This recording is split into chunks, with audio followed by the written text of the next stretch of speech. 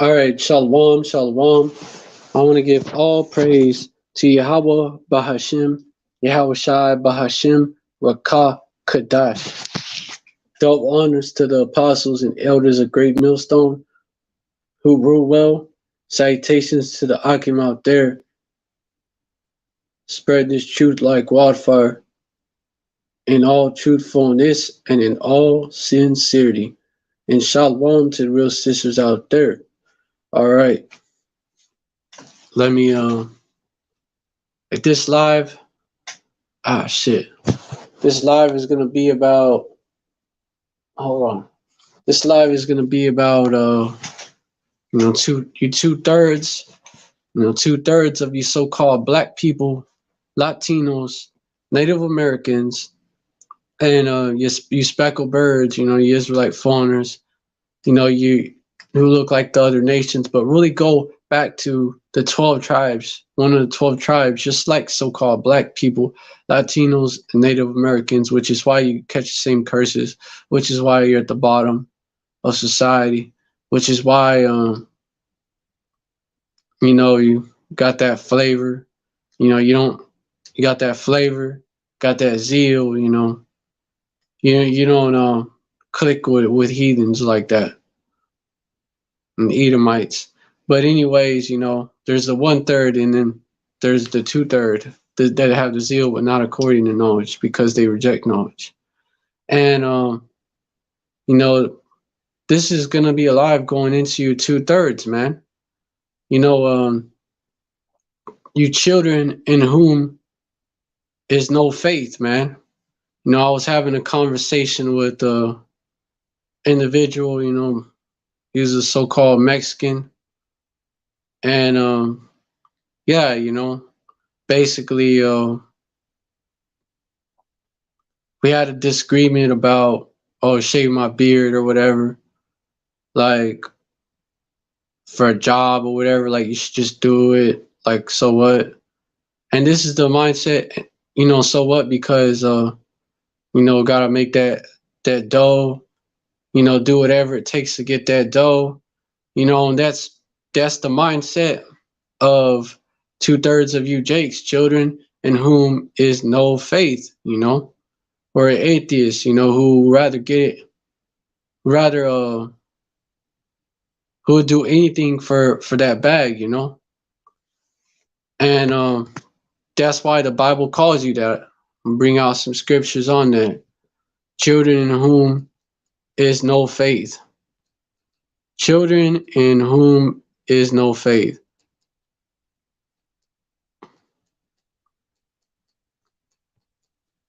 This is you 2/3 niggas, man, and nigga bitches.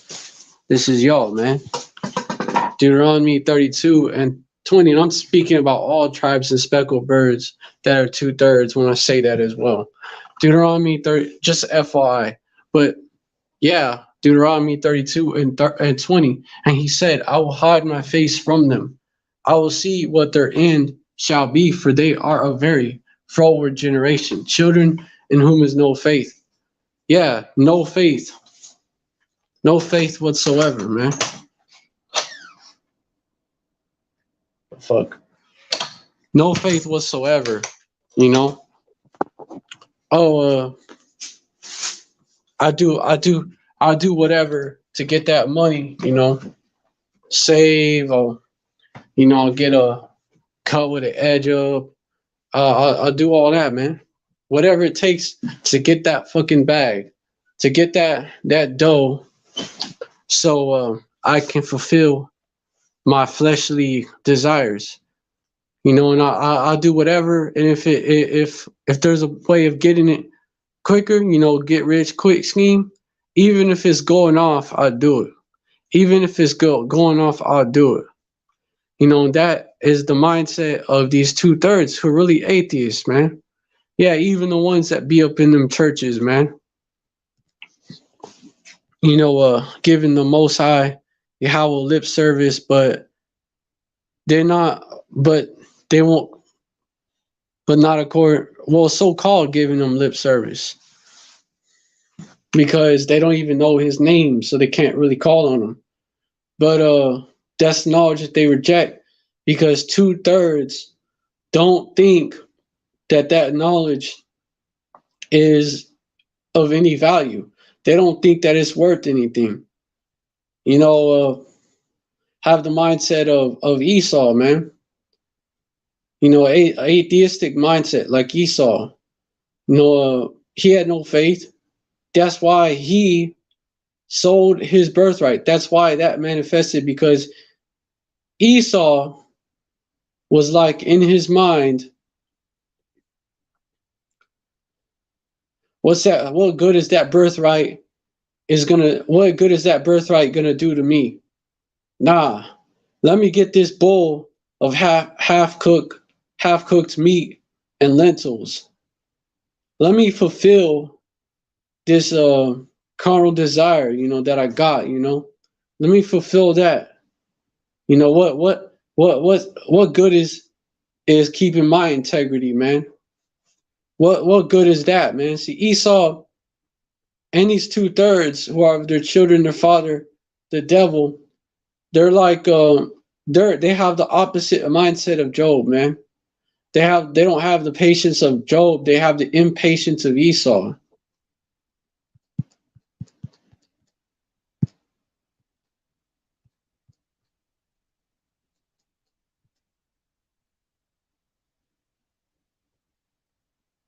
Let me get it. Esau despised his birthright, right? Let me get it.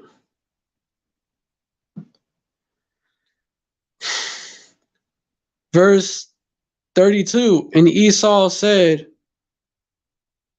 behold, I am at the point to die, and what profit shall this birthright do to me, What profit shall this birthright do to me? He was hungry, He was hungry, and so he would do anything for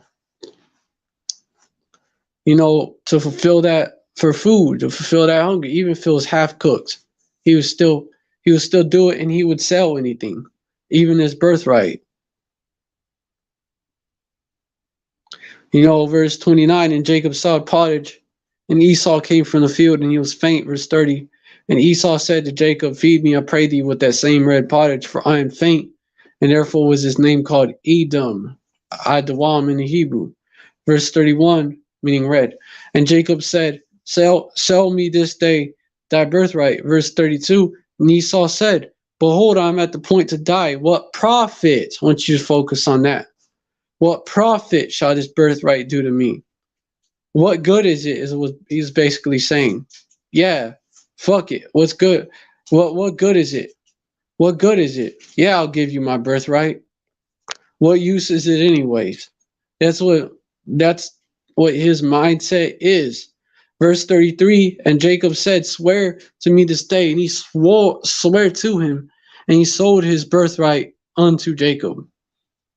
Verse 34, so he sold his birthright for this bread and pottage of lentils. Verse 34, then Jacob gave Esau bread and pottage of lentils, and he did eat and drink, and rose up and went his way. Thus Esau despised his birthright. Thus Esau despised his birthright. He was like, nah, man, let me get me a bowl, let me get me a plate, you know, just like you 2/3 niggas, man. Y'all being placed in that same sort of situation, you 2/3 niggas would do the same shit because y'all have the same mindset. Y'all are like your father, the devil. No, you're like Esau.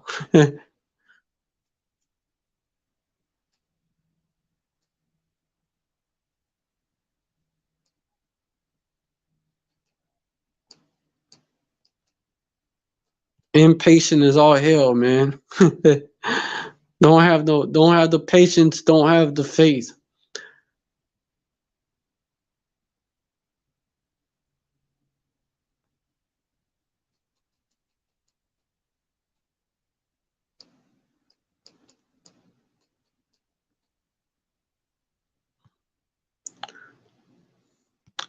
John 8:44.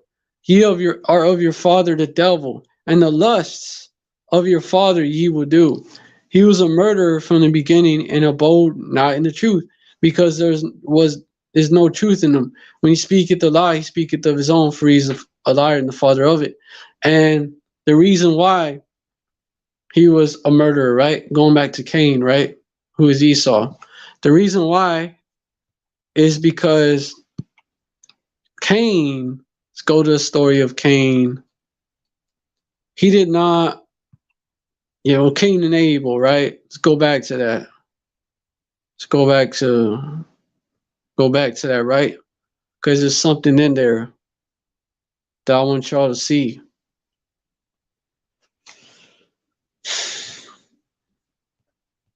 Going to the sacrifice, right?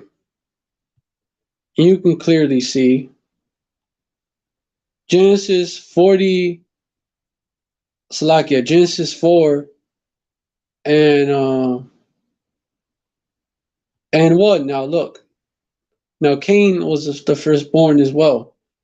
And Adam knew Eve, his wife, and she conceived and bare Cain, and said, I've gotten a man from Yahweh. And when you look into it, I believe, Cain also goes into the word weapon. And the apostles have brought that out. Verse 2, and she again bare his brother Abel, and Abel was a keeper of sheep, but Cain was a tiller of the ground. Verse 3, and in process of time it came to pass that Cain brought of the fruit of the ground an offering unto Yahweh. Verse 44, and Abel, he also brought, notice he brought of fruit, right? Not the first fruits, right? Of fruit. Verse 4, and Abel, he also brought of the firstlings of his flock, the firstlings of his flock, and of the fat thereof. And Yahweh had respect unto Abel and to his offering. Verse 5, but unto Cain and his offering he had not respect, and Cain was very wroth, and his countenance fell. And man. Cain wanted to get that blessing that way, the cheap way where we have to give up the least as well, man. That's what Cain wanted to do. I'll just give him of fruit, of fruit.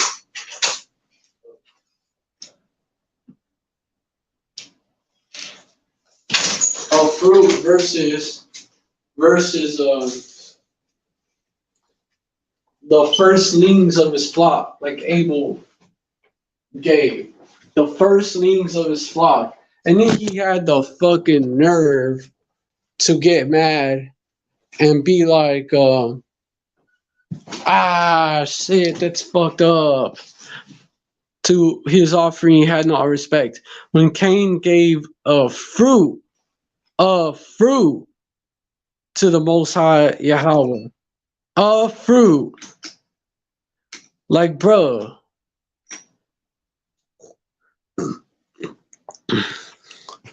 Hey, what's a penny or a dime to a dollar, man? It's like paying a dime for something that costs $1, or paying $10 for something that costs $100. Is the actual value, and then getting mad when you don't get it. It's like trying to do that and then getting mad when you don't get it. Verse 5, but unto Cain and his offering he had not respect, and Cain was very wroth, and his countenance fell. Like, not because you could do something better, but because, you're a cheap ass.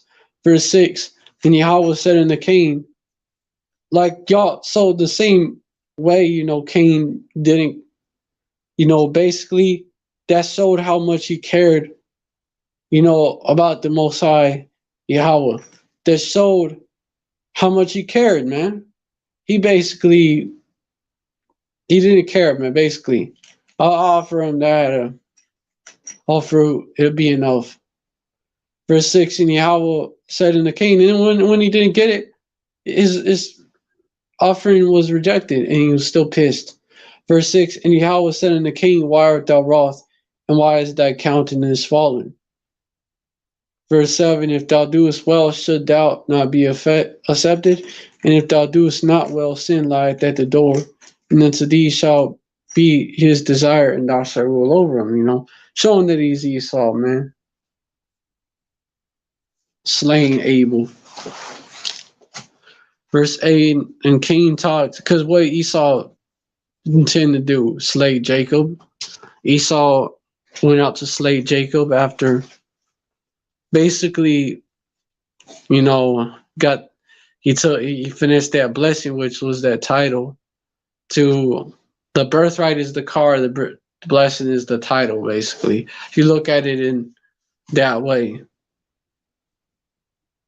it already belonged to the firstborn, and Jacob now had the birthright of the firstborn. So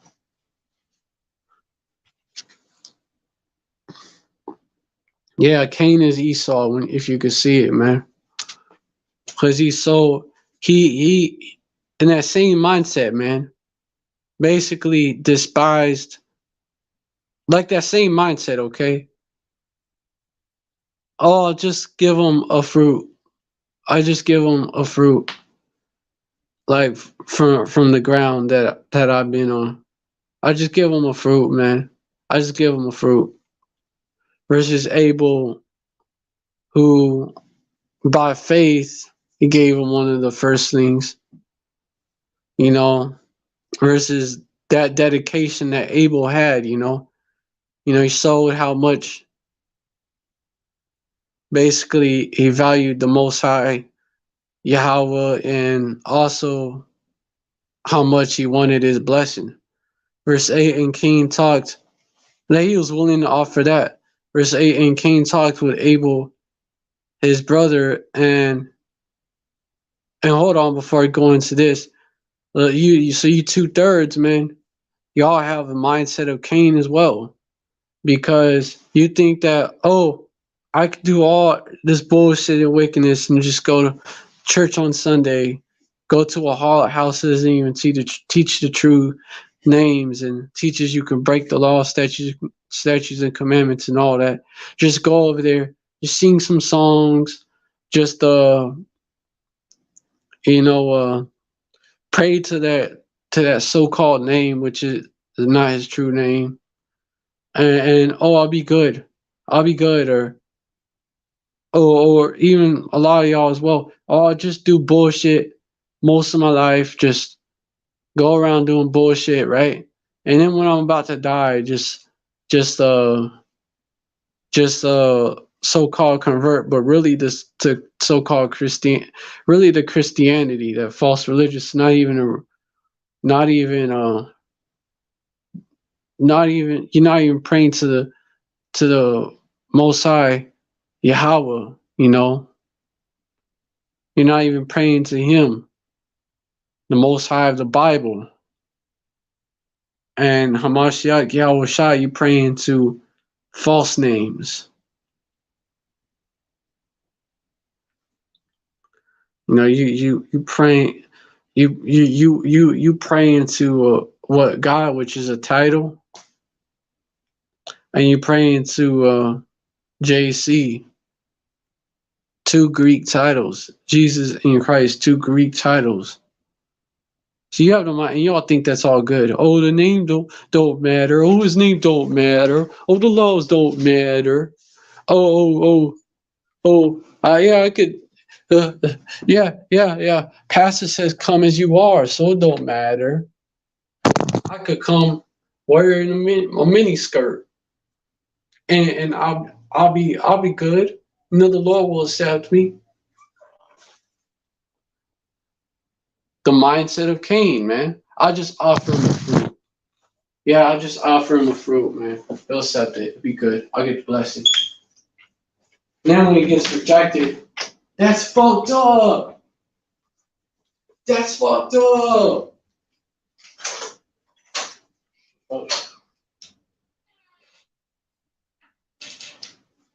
Yeah, I know that TV costs $100, but If I give him a 10, he'll give it to me. And then oh, oh, nah, when you get told, nah, that ain't it. That's fucked up, man. That's fucked up. You know, be the type to pull a gun on the place. Nah, you're gonna give me that shit anyways. Hey, Cain murdered Abel. And y'all be so pissed off at what we're telling y'all. Oh, it's not. No, no, you can't be a wicked nigga 6 days a week and then go to a harlot house that pushes a false name, and not even his true name, right? Actually, very disrespectful name. You know, the origins of Jesus go back to Earth Pig, if you really trace it back. So it's very fucking disrespectful. You know, having the image of a fucking Edomite, you know, Cesare Borgia in your head. So you're actually praying to that image and thinking you're going to be Gucci. Oh, I'm just going to electric slide into like I'm already saved, actually. That's their mindset. Oh, I'm already saved. I'm already saved. I'm already saved.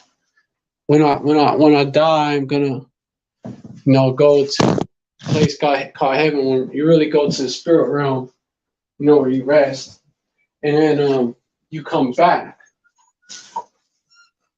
Really, the kingdom of heaven is the kingdom that's coming after this setup, man. It's gonna be on earth.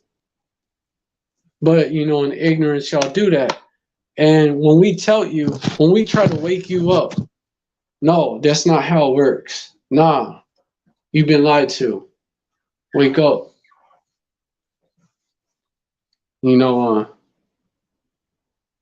when we try to do that, we try to educate y'all. What y'all do? What y'all do? Man, get the fuck out of here. You know, lie, y'all. Fuck out of here with that, man. Nah, you tripping. You tripping.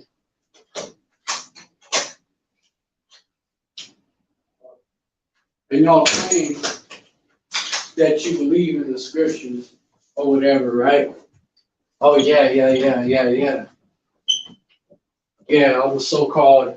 I'm a born again Christian, and I believe in the Bible. But then when brothers bring this up, when brothers tell you you still gotta keep the laws, when brothers tell you that, right?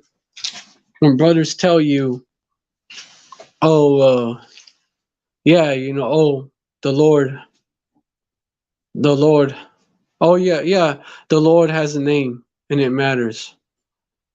The Most High has a name and it matters. His Son has a name and it matters, just like your name matters.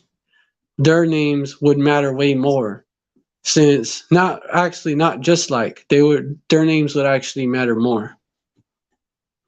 Y'all like the Bible's 2,000 years ago or something like that, outdated. You know, we live in the modern era now. But hold up, I thought you believed in the scriptures, and you have a lot. That's the mindset of a 2/3 nigga, man. What? That's all been done away with. That's all been done away with. We no longer live in those days. You know, we're beyond that now. That's the mindset of a nigga. And that mindset comes from who?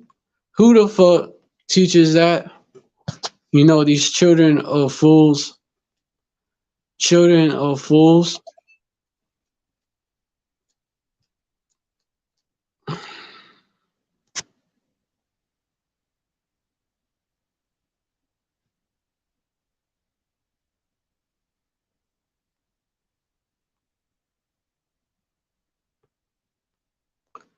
Job 30:8.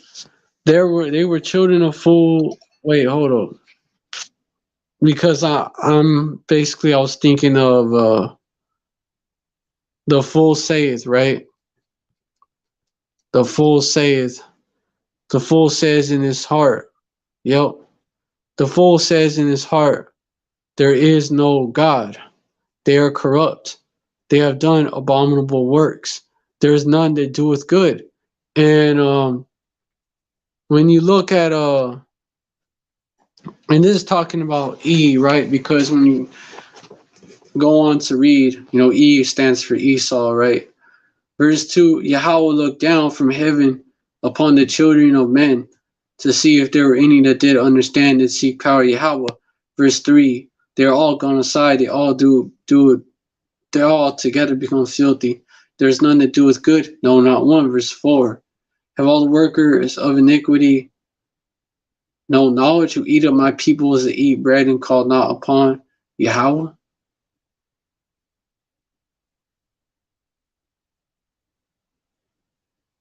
Yeah, it's mainly talking about Esau and the heathens. But you know what? You 2/3 fit that as well. Verse 5, there were they in great fear, for power Yahweh is the generation of the righteous. Verse 6, ye have shamed the counsel of the poor because Yahweh is his refuge. And something else about you 2/3. The poor is Jake, right? Even y'all are the poor, but y'all y'all also shame the poor. Y'all also shame the poor. Poverty is evil in the mouth of the ungodly, because to you, temporary carnal gains is a sign, basically, is a sign that you're doing something right. Temporary carnal gains is a sign that you're doing something right.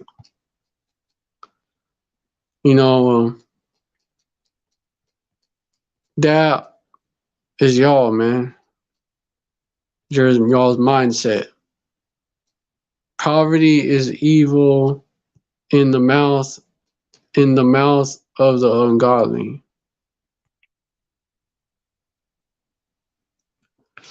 Ecclesiasticus 13:24. Riches are good, or Sirach, it's also known as Sirach.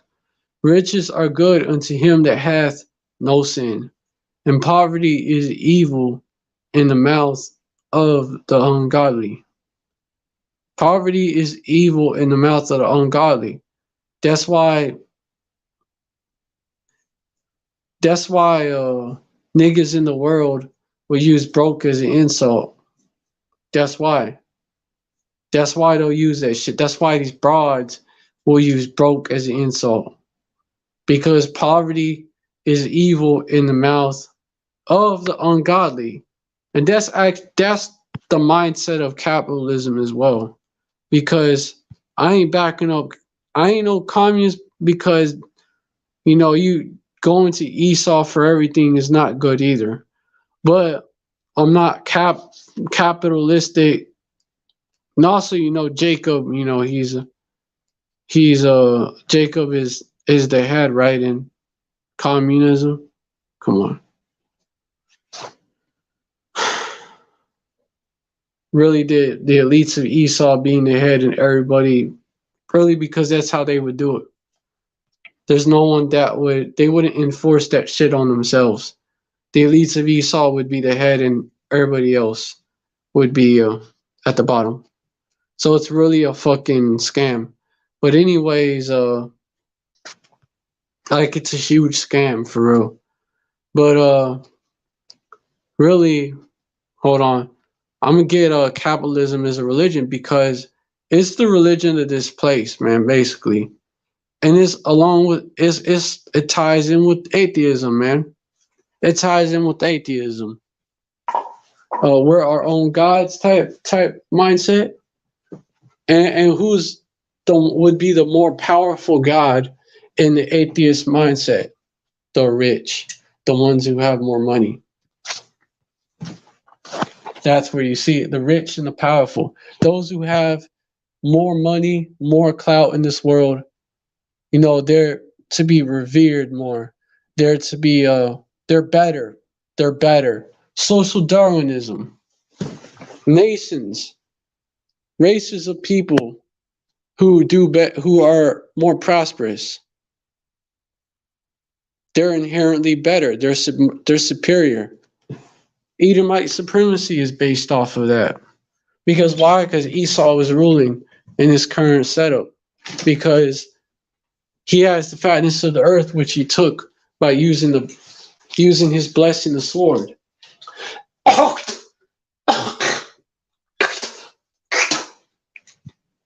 which is all types of weapons, not just, a gun, right? Even though the gun is the modern day sword, you have other versions of the sword, other weapons, other swords, if you will. The fuck? So, like, I'm expecting somebody. Like, so that's why I be checking. Like, deception is a weapon. Deception is a weapon. And your tongue would be like a sword, man. They wet their tongue like a sword. Deception is a weapon.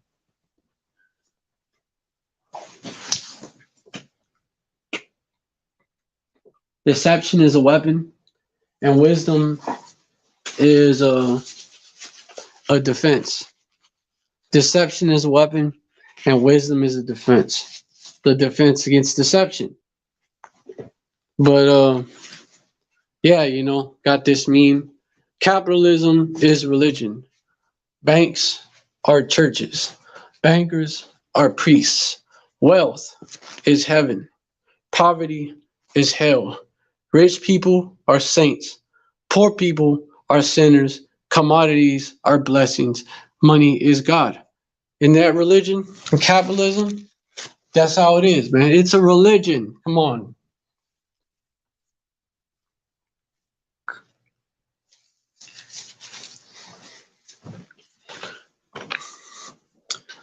Capitalism is a religion.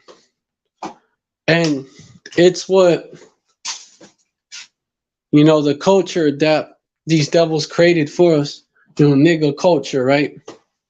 Different versions of it, the so-called black version, the original version of it. Then you have the Latino version of it. And then you have the Native American version of it. And then you have the version, the speckled bird version of it, the versions.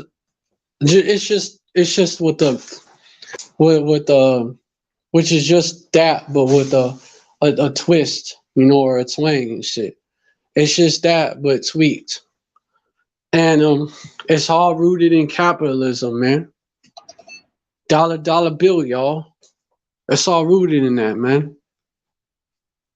Got a song that's called that, man. It goes like that, or goes by that.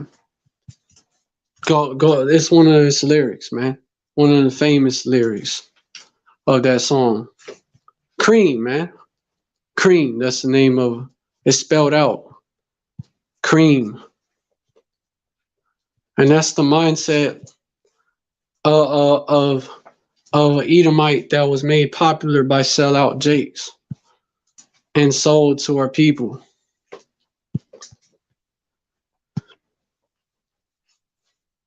Just sell out.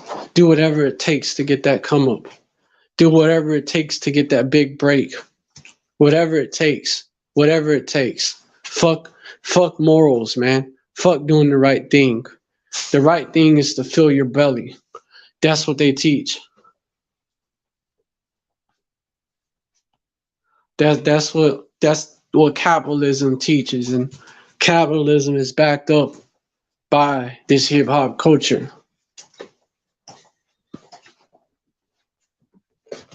And females.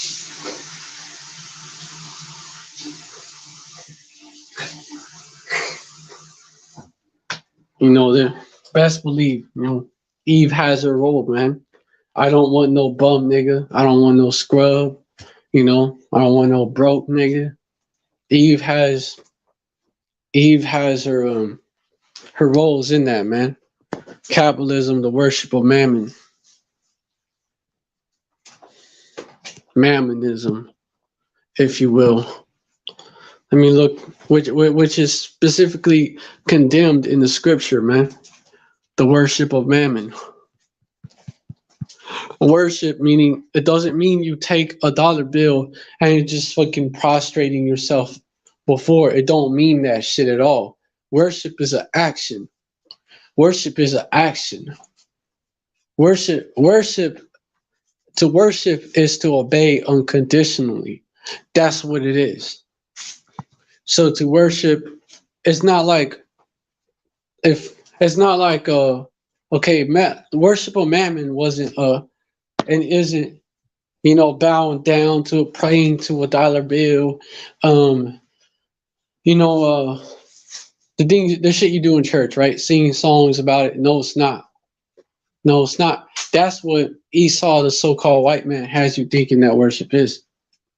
But worship is all about actions. Worship is about no, you do anything for it, man. That's worship. That's idolatry. If you do anything for something other than the Most High Yahweh, you are an idolater or a son Yahweh Shai, right? Which, came to do the will of the Most High Yahweh, and he does the will of the Most High Yahweh. Then you're an idolater, straight up, man. And you can't be an idolater. You can't be an idolater and serve the Most High Yahweh at the same time. Like, you can't worship Mammon. You can't serve God and Mammon, you know?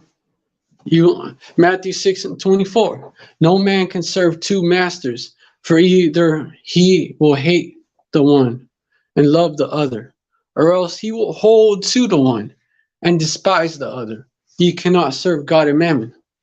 So you can't serve both, man. Because the values of capitalism, right, are different.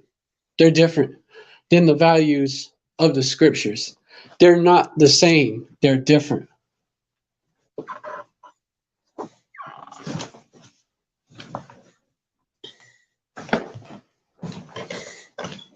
No, really, really, the Edomite mindset is not the same. The carnal mindset, which is the Edomite mindset, is not the same as the the mindset that Jacob is supposed to have, the mindset that he actually had, mindset that Job had, and all these men of faith, man, all these men of faith, by faith they did this, by faith they did this, they was able to do all these things, No man can serve two masters, man. If they worshipped Mammon, if they cared about filling their pockets and their belly, and just having the best shit, man, having the most expensive shit, so they could flex on their homies and homegirls and shit, so they could get the praise of man, get all those pats on the shoulder for that shit, man. Just spoke well of, man. By man, they if they had that mindset, if they was given that mindset, they would they would have, like Elijah, he would have followed after Baal if he had that mindset. He would have followed after Baal, man. Um Job would have gone off. Job would have cursed the Most High Yahweh and died. Why? Because his wife was pushing him to do it. Why? And also because he was taking losses, in this world. So he would see that he was doing something wrong, right? Poverty is evil in the mouth of the ungodly. Poor people are sinners. And the capitalistic religion, which is not new. It's not new. It's just it's called capitalism now. But the same mindset has been around. Nothing new under the sun, right? So if he would have Job would have been impatient. He wouldn't have had that patience, because to have faith, man, by faith, right? By faith, all these men were able to do these things, right? To endure these different trials and tribulations, right? They were able to do it without going, like they were able to do it, man. These temptations, and there's different versions of that. You know, temptation's not where you're always where you're enticed, but where you're going without something, and then you're enticed while you're going without. You know, fasting is not only about food either. You know, you can fast from other desires or needs of the flesh, and it's a type of fast. It's a type of afflicting your soul. But yeah, man. Hey, this is a carnal man cannot have faith, man. Hebrews 11 and 11 and 1. Now faith is the substance of things hoped for, the evidence of things not seen. See, a carnal man will be like, I can't see it, I can't believe it. If I can't see it, I can't believe it. That's the carnal mentality. A birthright, you know, Esau was like, I can't eat a birthright. You know, Esau was like that.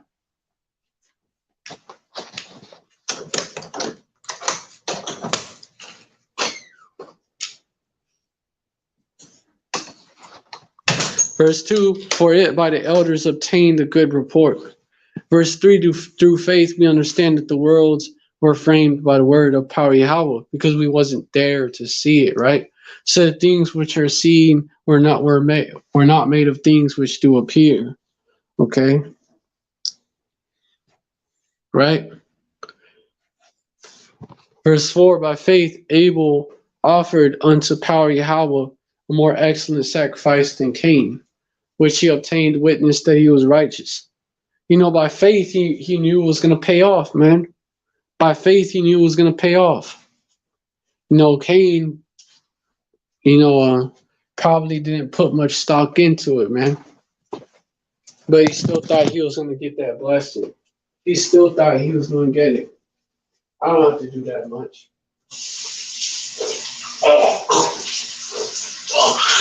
Off of that much. Go through that much, suffer that much. You know, I can just do it that way. You know?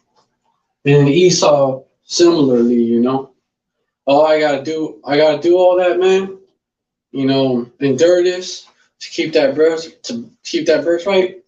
Nah, man. I'll just sell it for a bowl of lentils and half raw meat. Yeah, I'll just do that. Why? Because he would feel that in his stomach.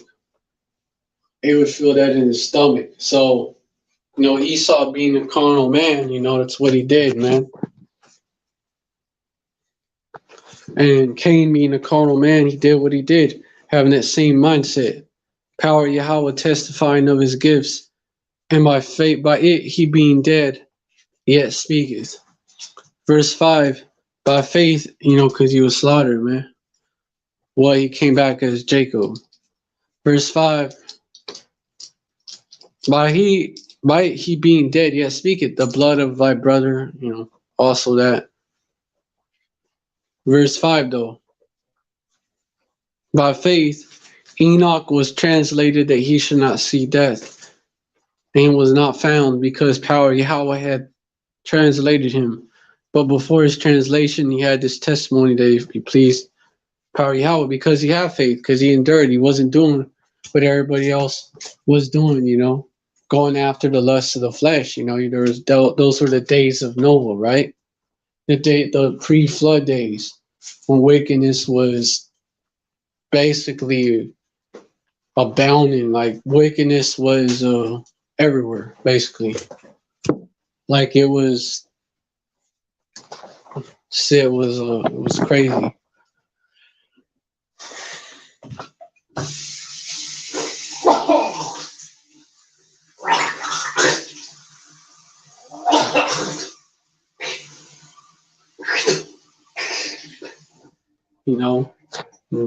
Jeshurun waxed fat in those times too, as they were the sons of God, sons of the power through Adam, sons of Yahweh. You know, through Adam, through Seth, you know.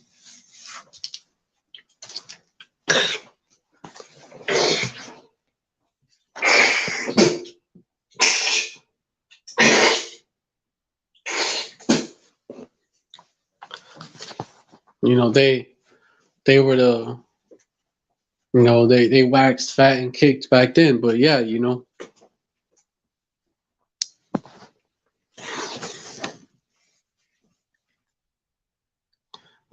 chasing after the lust of the flesh rather than restraining themselves. Verse 5, by faith Enoch was, okay, verse 6, but without faith it's impossible to please him. For he that cometh to power Yahweh must he that cometh to power Yahweh must believe that he is. You gotta believe that he is. And he is a rewarder of them that diligently seek him. You know, and those that have no faith, you know, like you 2/3, children in whom there is no faith, you know, y'all don't believe that he is.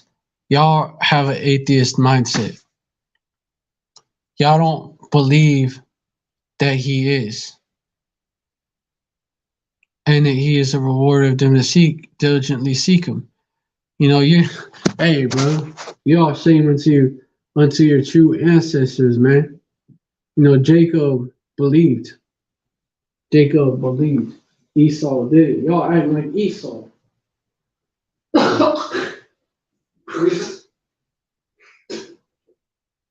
Y'all acting like Esau, man. Not believing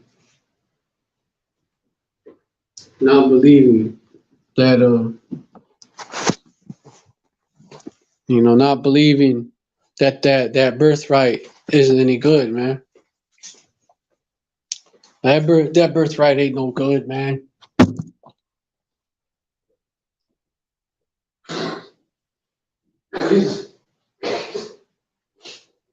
You know, that that that kingdom. You know, why would I chase a kingdom when I could have my own kingdom? You know, that type of mindset. When I could have my own, when I could have my own, I could have it good on this side, man. You know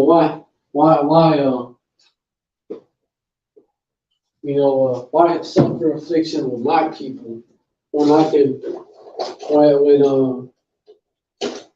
enjoy the pleasures of sin for a season. You know, I can feel those pleasures. I can feel those pleasures. You know, those pleasures are, you know, instant gratification, man. You know, I do this, I'm gonna get that. Instant gratification. Instant gratification.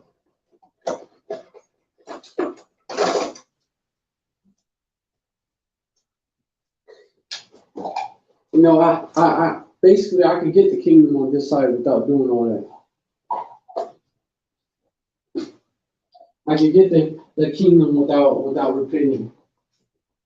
You know, that's what Jake said he does, man.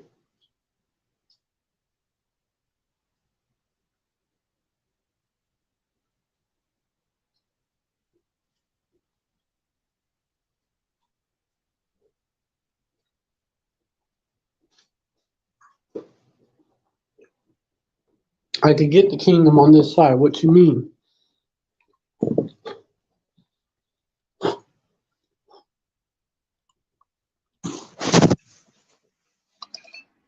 You know, all I gotta do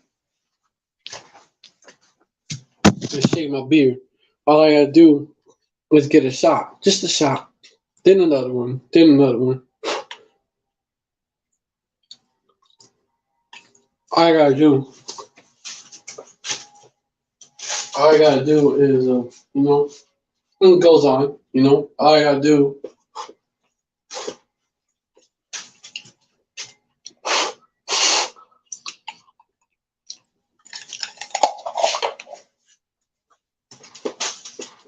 all you gotta do is take take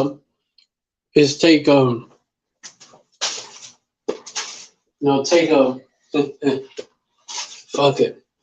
I'm borrowing from a brother. All you gotta do is take a poker chip the size of a grain of rice. All you gotta do is get that grain of rice.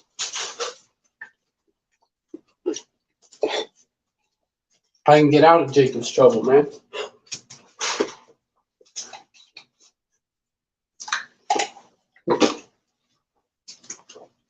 Because that's what y'all gonna be thinking. I can fill my belly. I don't have to be hungry no more, man. I can function in this society. We can actually go back to normal. I could escape these. Really, I could escape these curses of Deuteronomy 28.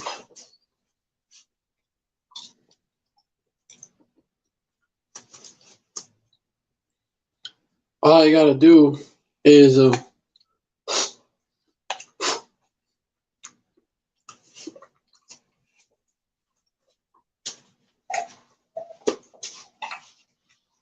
you gotta do is do what they say, man. All you gotta do is do what they say. All you gotta do is trim my waist to seek glove. Compromise my values. That's all I gotta do.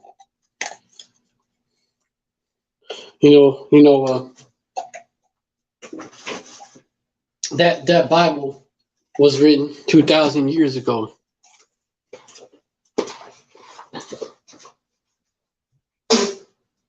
That Bible was written 2,000 years ago. Since the fathers fell asleep, ain't nothing changed. Like that's the mindset of you 2/3, man. Y'all scoff at this. And let me get that, in fact.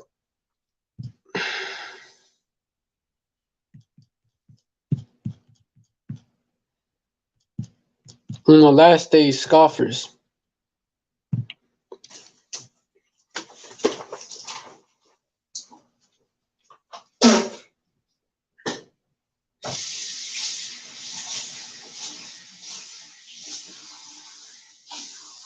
In the last days, scoffers.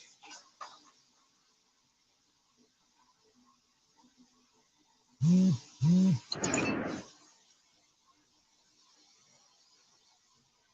the last days, scoffers. 2 Peter chapter 3, verse 3. Knowing this first, that there shall come in the last days scoffers, walking after their own lusts, and saying,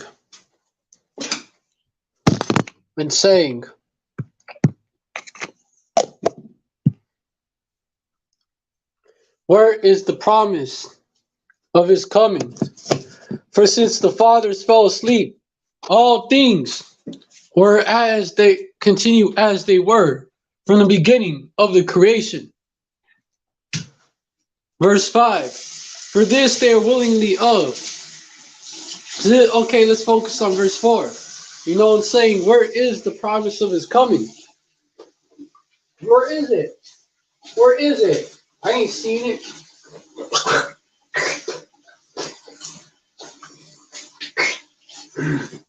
Why ain't the things that were spoken of here? Why ain't they happen? Why ain't they happening yet? Why isn't the Lord came yet, man? Why hasn't the Lord came yet, man? Why didn't he come during the time of the Cold War? He was going at it with Russia. Why didn't he come during the time of World War II? Why didn't he come during those times? Those were pretty bad times. Why didn't he come during the Great Depression? Why didn't he come to World War I? Etc. Nah, we still around. We still gonna be around. We still gonna be around. So we still gonna be around another generation, man. Hey, this place ain't going down, man. Otherwise it would have. You know, probably gonna have a World War IV and shit.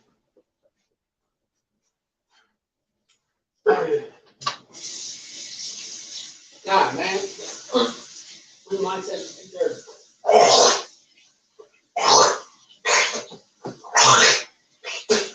I'm gonna just keep doing me, living my best life, living my best life, and making money any way I can. Nah, man. Nah, man. You gonna take this mindset of the 2/3, man. No, you take that Bible and you do that, you know, if you want to do that. But I'm gonna do I'm gonna do what I need to do to make money. I don't care what it is, you know, because all that matters is that cash in my hand. All that matters is that cash in my hand. That's the mindset of 2/3. All that matters is what I can feel in my hand, you know, what I can see in my bank account, and what I can feel in my belly, and what I can feel when I'm hitting it. That's the or of a female, you know, the opposite, man. You know, I get to, all that matters is I get to be that boss bitch.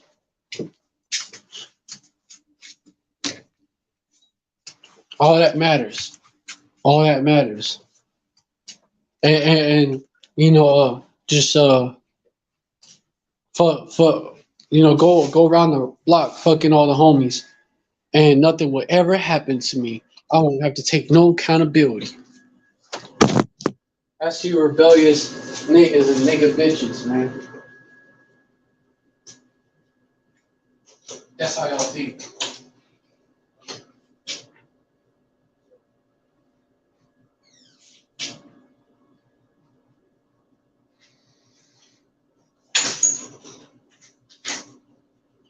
That's the mindset of you rebellious niggas and you rebellious nigga bitches.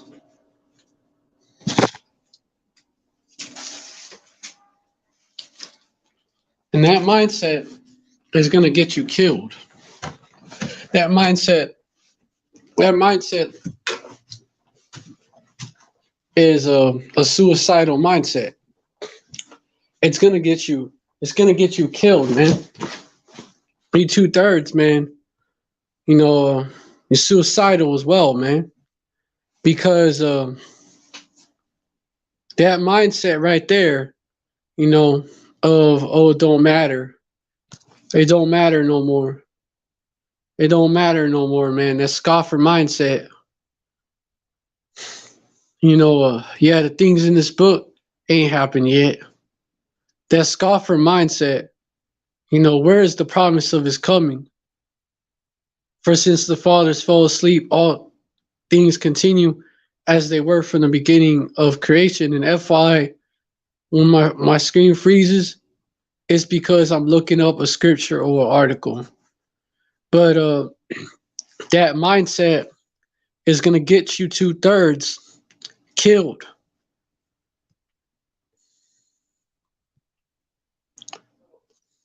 It's a suicidal mindset. You're asking for death with that mindset. You're heading straight for death. You know, you're heading straight for death.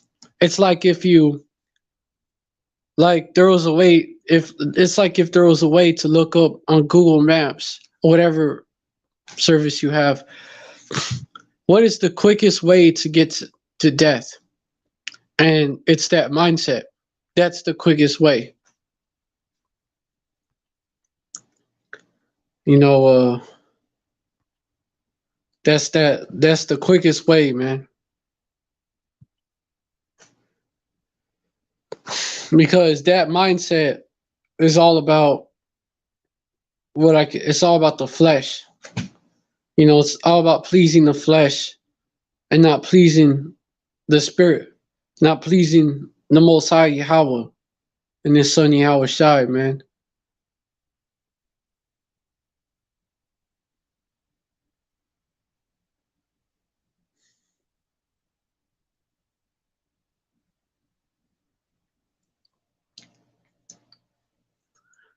Patience versus impatience, man.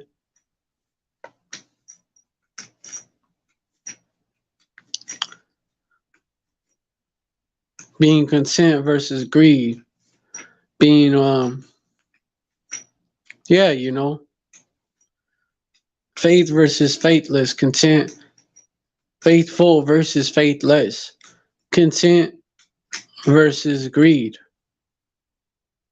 Content versus being content versus greed. Unsatiable.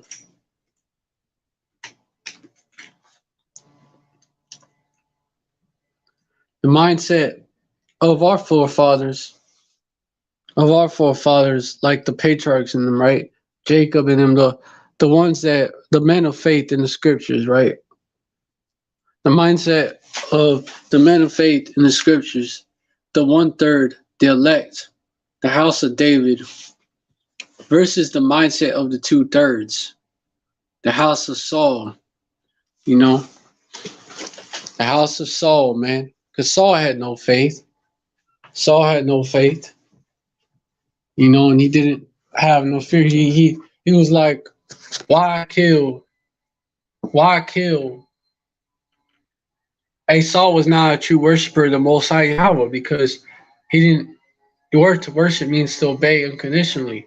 He was like, why kill all those Amalekites, man? Why get rid of all of them when we could keep and everything they have, when we could keep their sit and their king, man?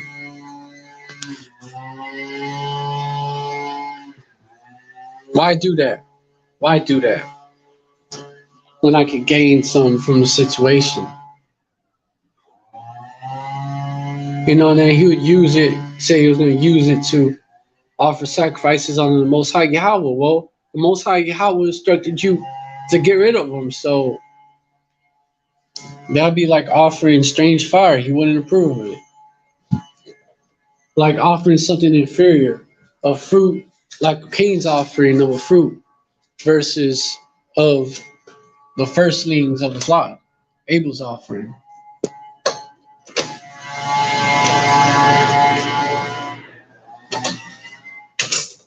Abel's offering, man.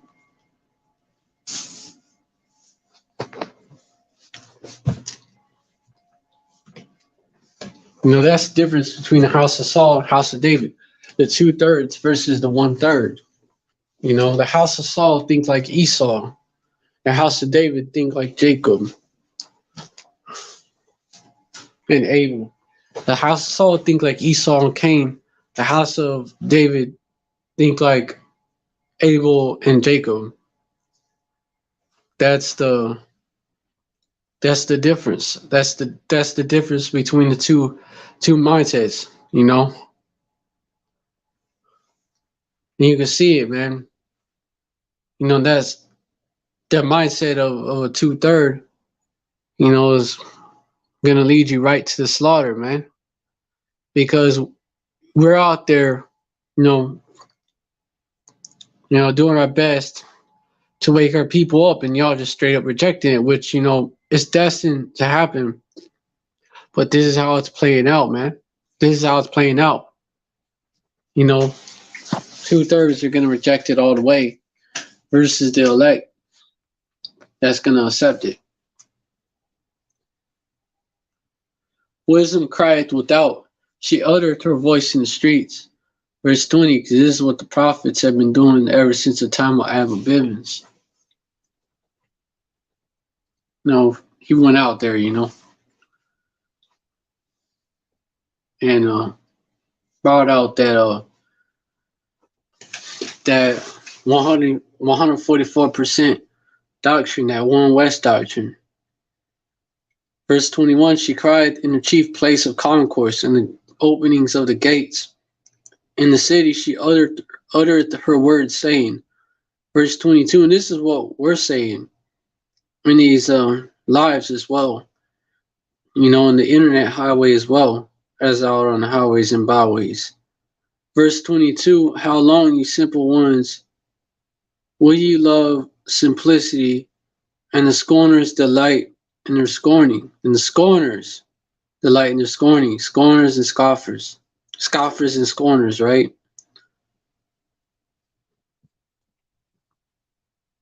You know, in the last days, scoffers, you know, what they saying? Verse 4 and saying, where is the promise? Walking after their own lusts, walking after their own lusts. That's verse 3 of 2 Peter. Knowing this first, that there shall come in the last days scoffers, right? And they're what? They're walking after their own lusts. Verse 4 and saying, where is the promise of his coming? For since the fathers fell asleep, all things continue as they were from the beginning of creation. That mindset.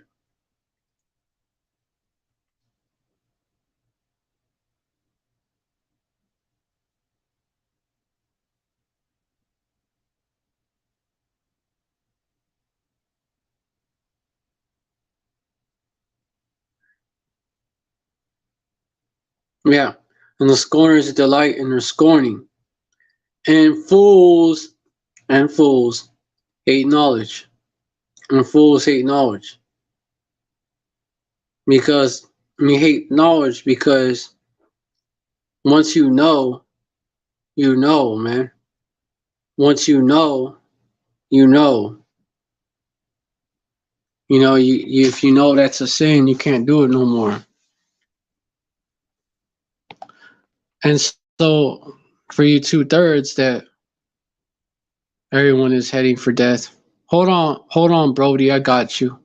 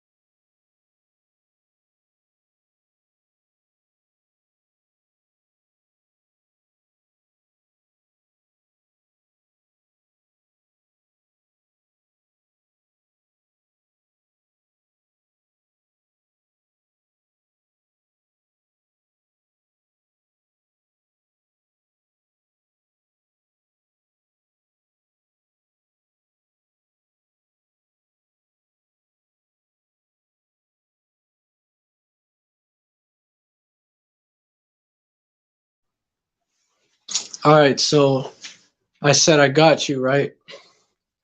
Sant Powell, right? Sant Powell.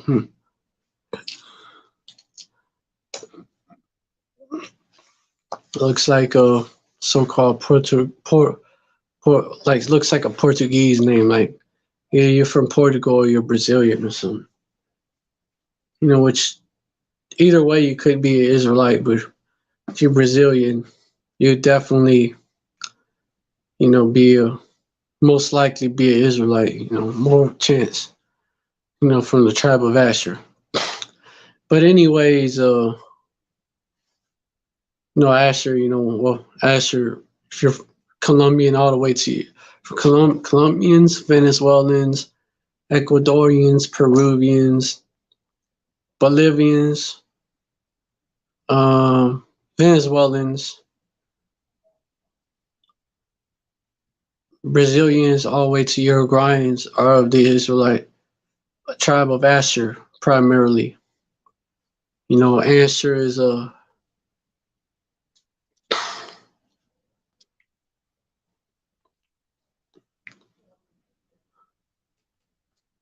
say primarily because you also have, Judah, so-called black people over there, mainly Judah. Benjamin and you probably have Benjamin and Levi also mixed in, but mainly y'all are Asher. But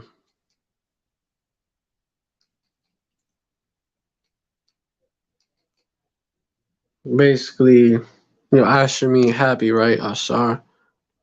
And y'all have the most liveliest festivals.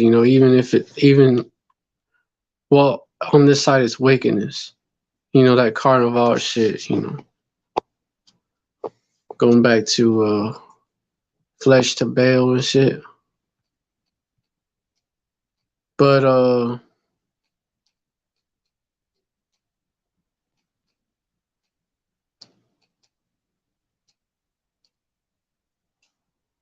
basically, I'm gonna go into what you say. Death is the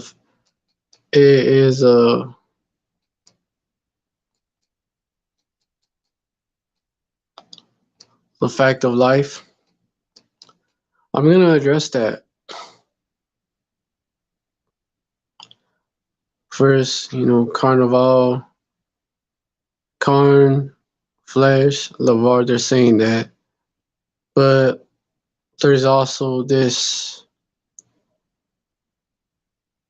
Carnival was originally originated as a pagan festival in ancient Egypt, which was subsequently celebrated by the Greeks and Romans. The popular festival was adopted by the Roman Catholic Christian Church in Europe as the festival of Carnival, which means raising flesh. Heard somewhere it also goes back to flesh to bill.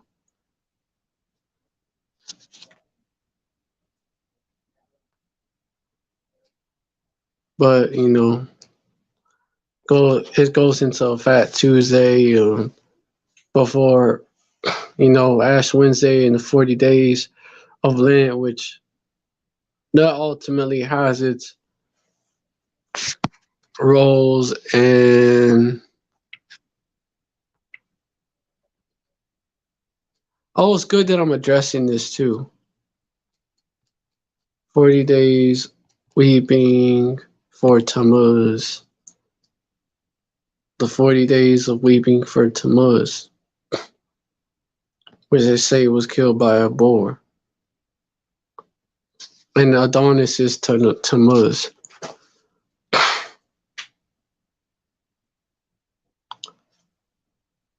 Birthday of Tammuz is December 25th.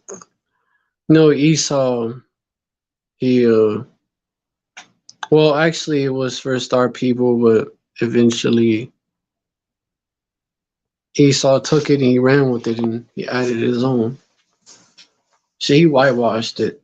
That's what he did. so-called whitewashed it, because Esau is the so-called white man of the scriptures. But yeah, hold on.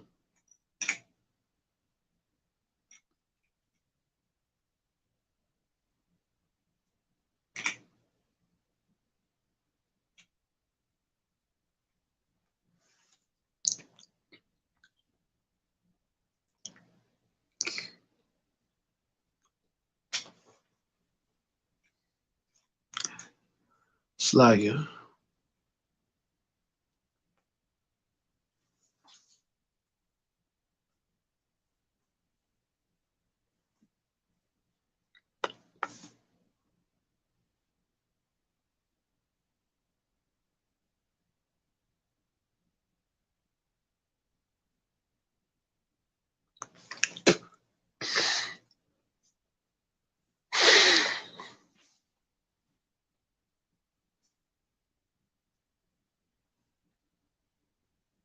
Slagia.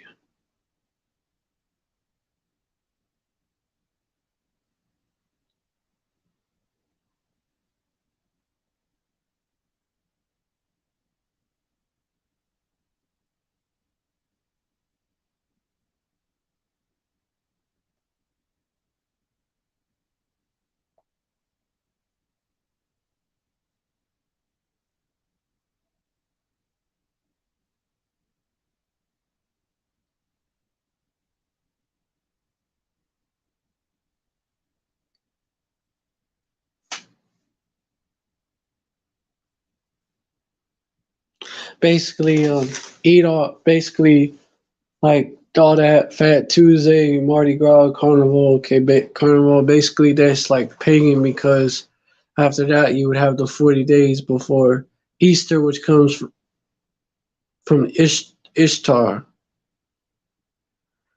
And it's worshipped on Sunday. It's a fertility goddess, or Easter's a fertility goddess. Ishtar's a fertility goddess. See the correlation.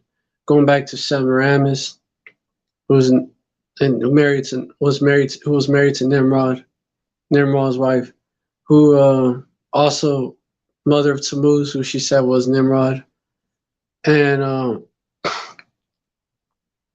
also just want to touch on that a little bit, but hey, even that, man. But also, but it has more to do with the pagan origins of Easter and all that, and the festivities associated with it. So, like Ash, yeah, Fat Tuesday, then Ash Wednesday. That all came from paganism. Because after that, or you could, okay, because after that, you would have that 40 days of mourning, of fasting from meats. And then they said that you could only eat fish, in the same Roman Catholic Church that established it. They also,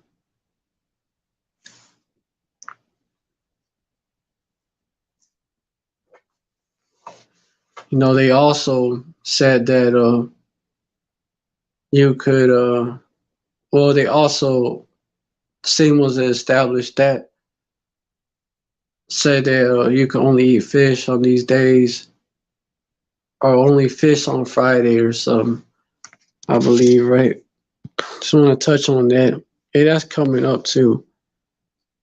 Fish on Friday. Lent. What's that origin?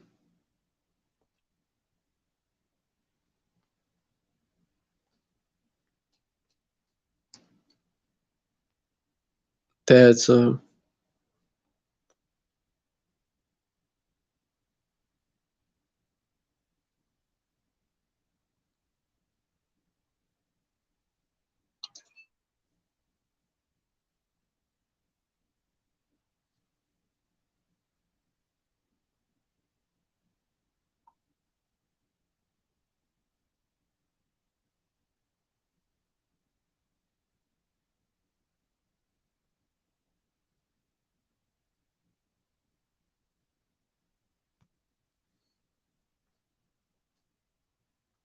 origin pagan, you know.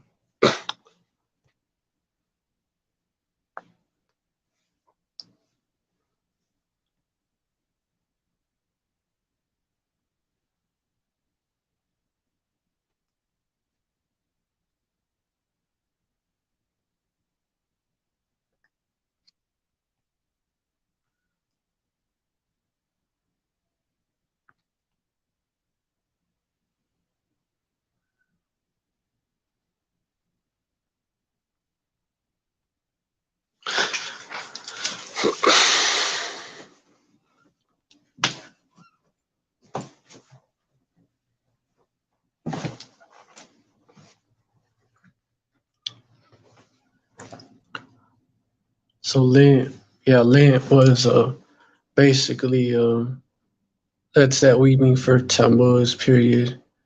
And then you have Easter with the eggs and all that. Sunrise services, worship of the sun, worship of the sun. Why they have it on Sunday and sunrise, worship of the sun.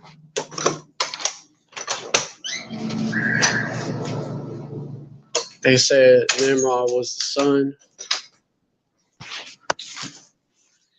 You know, the sun god. He impregnated Semiramis with the sunbeam. With the sunbeam. You know, so that's why so-called Christians have church on Sunday and all that, because they get it from pagan practices.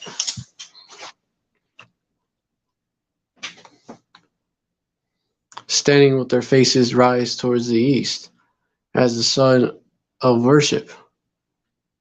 That's idolatry. But hold on.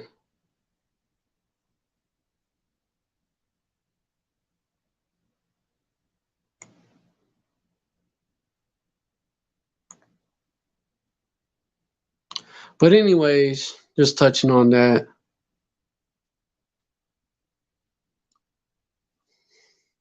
But anyways, yeah, you know, y'all tribe of Asher, if you're so-called Brazilian, you know, you the tribe of Asher, them feasts and pagan feasts, y'all's feasts be the most livest, and that's one of the ways you could tell. One of many other ways. Yeah, oil in Venezuela. Another way he dipped his foot in oil, going back to Genesis 49. Genesis 49 and Deuteronomy 33 is really what you're going. But let me address your point. Right? Let me address that point real quick. Get back on it. Get back on that topic. That point is addressed in Ecclesiastes chapter 3.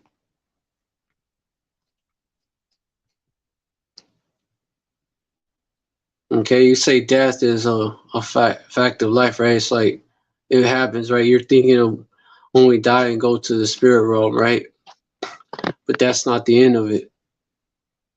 That's where you get it wrong.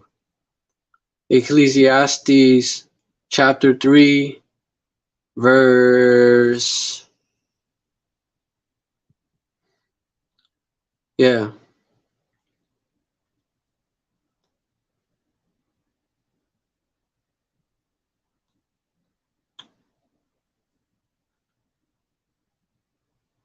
Now check this out. Read from verse 15. That which hath been is now, and that which is to be hath already been. And power Yahweh required that which is past. Verse 16, moreover, I saw under the sun, meaning, you know, you're going to take account for what you did, man. You know, and just because judgment don't come right away, that don't mean nothing. Verse 16, and moreover, I saw, that don't mean you're getting away with it. Verse 16, and moreover, I saw under the sun the place of judgment, that wickedness was there, and the place of righteousness, that iniquity was there. Under the sun is the place of judgment. Keep that in mind. Verse 17, I said in mine heart, power Yahweh shall judge the righteous and the wicked. For there is a time there for every purpose and for every work. Verse 18, I said in my heart concerning the state of the sons of men, that power Yahweh might manifest in them, and that they might see that they themselves are beasts. Verse 19, for that which befalleth the sons of men befalleth beasts. Even one thing befalleth them. As the other died, so as the one died, so died the other. Yet they have one breath, so that a man hath no preeminence above a beast, for all is vanity. Verse 20, all go into one place, all are of the dust, and all turn to dust again. Verse 21, who knoweth the spirit of man that goeth upward, and the spirit of the beast now go downward to the earth. Now we know that you still get judged, right, for what you do, because there's a way to die. There's a death that's like smooth sailing, and then there's a way to die that's painful. There's different ways of dying, by the way. Or you could have like a whole life of hell. A whole life of hell. Birth defects and shit. Proving what I'm about to show you. And also, this time around, if you are an Israelite, so-called black, Latino, and Native American, and you are scattered, right? One of the scattered, looking like heathens, but also catching the curses of Deuteronomy 28. And you have the zeal, but not according to knowledge. The zeal of God, but not according to knowledge. The zeal power Yahweh, really, because that's his name, means he is. When the word there for God, the word in Hebrew, which is the scriptures, is originally written in that. The word in Hebrew for God is Allah, which actually means power, which is why I say power Yahweh. But okay, basically,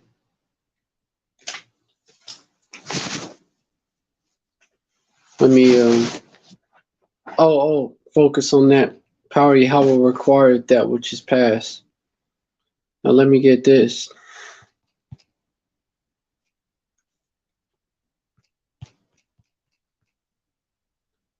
The soul that sins, it shall die. The Son, Ezekiel 18:10. The soul that sins, it shall die. But the Son shall not bear the iniquity of the Father. Neither shall the Father bear the iniquity of the Son. The righteousness of the righteous shall be upon him, and the wickedness of the wicked shall be upon him. Verse 21. Okay, now I'm going to stop right there.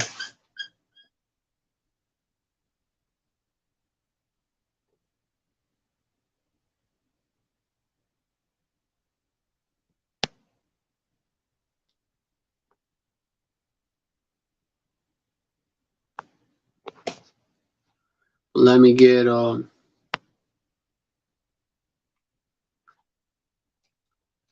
also this right here.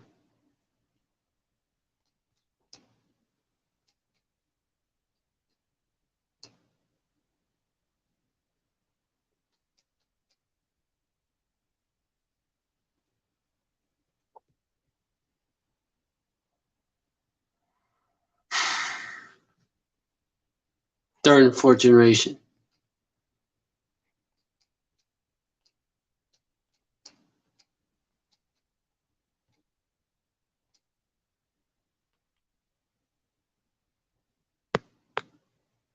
Numbers 14 and 18. Yahweh is long suffering and of great mercy.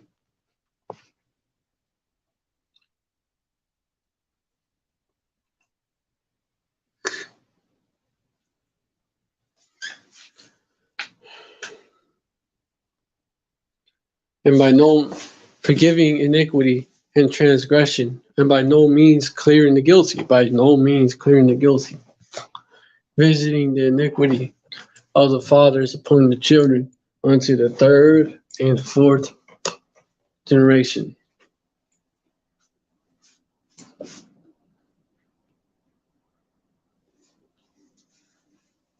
Unto the third and fourth generation.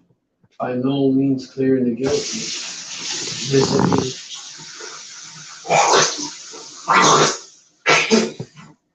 the iniquity of the fathers upon the children unto the third and fourth generation.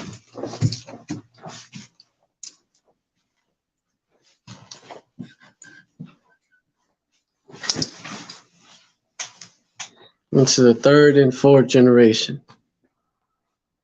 Then put that together.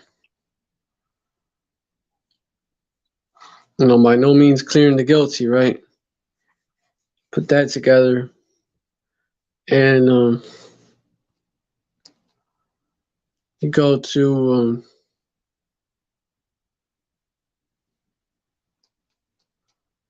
I'm gonna go to Job chapter 3.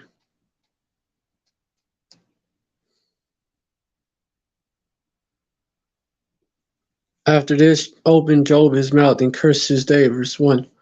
Verse 2, and Job spake and said, verse 3, let the day perish wherein I was born, and the night in which it was said, there is a man child conceived. Verse 4, let that day be darkness, let not power Yahweh regard it from above, neither let the light shine upon it. Verse 5, let darkness and the shadow of death stain it. Let a cloud dwell upon it. Let the blackness of the day terrify it. Verse 6, as for that night, let darkness seize upon it. Let it not be joined unto the days of the year. Let it not come unto the number of the months.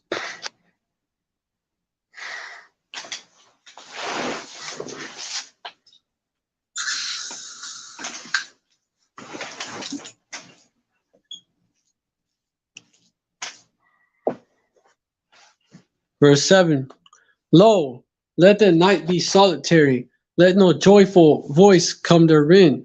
Verse 8, let them curse it that curse the day who are ready to raise up their mourning. Verse 9, let the stars of the twilight thereof be dark. Let it look for light, but have none. Neither let it see the dawning of the day. Verse 10, because it shut not up the doors of my mother's womb, nor hid sorrow from mine eyes. Verse 11, why died I not from the womb? Why did I not give up the ghost when I came out of the belly? Verse 12, why did the knees prevent me, or why the breast that I should suck? Verse 13, for now I should have lain still and been quiet. I should have slept, then I had been at rest. Verse 14, with kings and counselors of the earth, which built desolate places for themselves.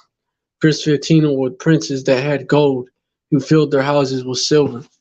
Verse 16, or as a hidden untimely birth, I had not been, as infants which never saw light. Verse 17, there the wicked cease from troubling, and there the weary be at rest. Verse 18, there the prisoners rest together. They hear not the voice of the oppressor. Verse 19, the small and great are there, and the servant is free from his master. So the small and great are there. The wicked are there. There the wicked cease from troubling. There the wicked cease from troubling. They stop troubling. They stop, doing bullshit. And there the weary be at rest. Verse 18, there the prisoners rest together. They hear not the voice of the oppressor. They're at the same place the princes rest together. They hear not the voice of the oppressor, at the same place. In that same place, man, that he would have been if he had given up the ghost. Something else I want to get.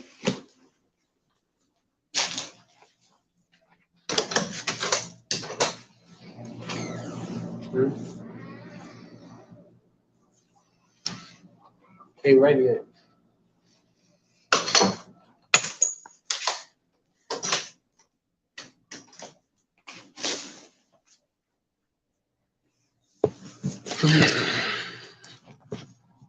Yeah, I'm gonna get that, and I'm gonna get something else. And my whole point is, that proving that death, is not the end all be all. When you give up the ghost, that is, it's not the end all be all. I'm gonna get this. There's also something else that I'm gonna get to address that point. Oh, fuck it, we gonna die anyways. That that shit right there. Let me get. I'm gonna get this right here, showing you some right here. John 9:1, and as Jesus, which is really, it should say Yahushai, since Jesus is not his name. He's not Greek. He was not a Greek speak. He was not a Greek speaking, Hellenized Jew. He was not a Hellenized Jew. And he spoke that Hebrew. He was not a Hellenized Jew. So his name could have not been in the Greek. And the letter J is the newest letter of the alphabet, dating back to the 1600s. Yahushai, he's already, long gone. He was not on earth, obviously not on earth in the time of the 1600s. But so, that couldn't not have been his name. His true name is in the Paleo Hebrew, Yahushai, meaning he saves. Because it's not Yeshua, it's not Yehoshua, it's not Yahushua, it's not none of those. Because there's no E's, U's, or O's in the Hebrew. Straight up. Not in the ancient Paleo Hebrew. But anyways, let me get this right here. And as Yahushai passed by, he saw a man which was blind. That's it. That's his real name, Yahushai. And as Yahushai passed by, he saw a man. Which means Yahushai means he saves. He delivers. But let me continue. And as Yahushua passed by, he saw a man which was blind from his birth. Verse 2, and the disciples asked him, saying, Master, who did sin, this man or his parents, that he was born blind? Verse 3, Yahushua answered, neither had this man sinned, Slack nor his parents. I got a bug flying around my mouth. Neither had this man sinned, nor his parents, but that the works of power Yahweh should be made manifest in him.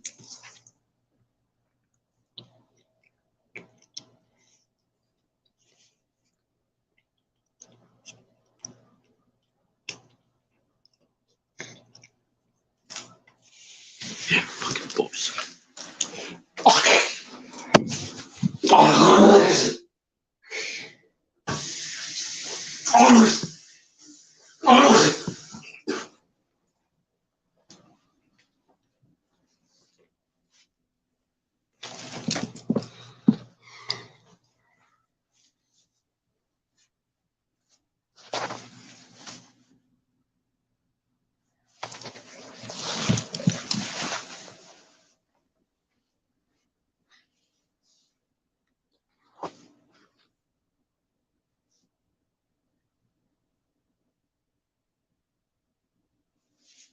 Verse 3, Yahushua answered, neither had this man sinned, nor his parents. Okay. So, all right. So the point, me bringing that out, they said, Master, who did this sin? This man, the same man that was born blind, right? Or his parents that he was born blind? Did this man or his parents? Because the knowledge of reincarnation was around, and you have, you have,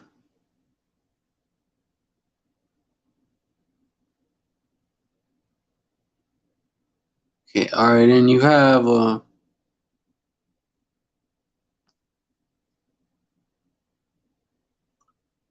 you have this as well. You gotta keep in mind.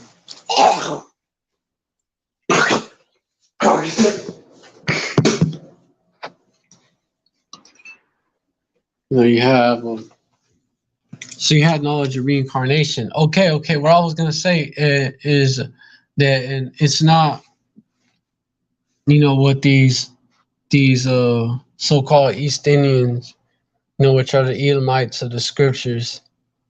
It's not what they believe about. Oh, you could come back as a monkey or a fly or etc. No, the spirit of beast go towards the earth. The spirit of man go to the Most High Yahweh who sent it. Pursuing back to Ecclesiastica. No, actually, Salakia, it's Ecclesiastes. Salakia meaning my bad. It's Ecclesiastes 9, verse 21. Pursuing back to that, right? Who knoweth the spirit of man that goeth upward, and the spirit of the beast that goeth downward to the earth.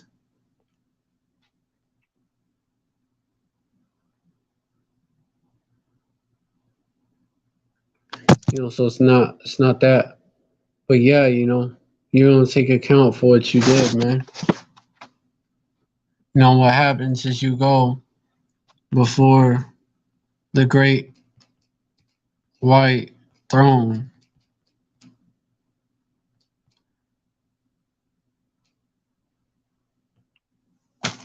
You go before that great white throne. White representing purity, right? It doesn't mean what these Edomite supremacists will try to say, right? Oh, see, he's white. Nobody's white.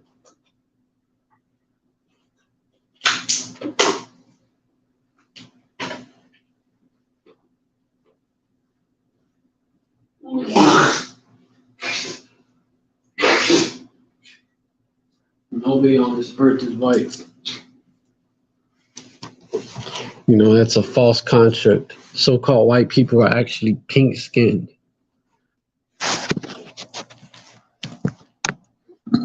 Due to their skin having no melanin, which is the curse of leprosy. And it's a deficiency. It's not a good thing, and so their blood shows, especially when they get mad, when they get hit, when they get etc., right?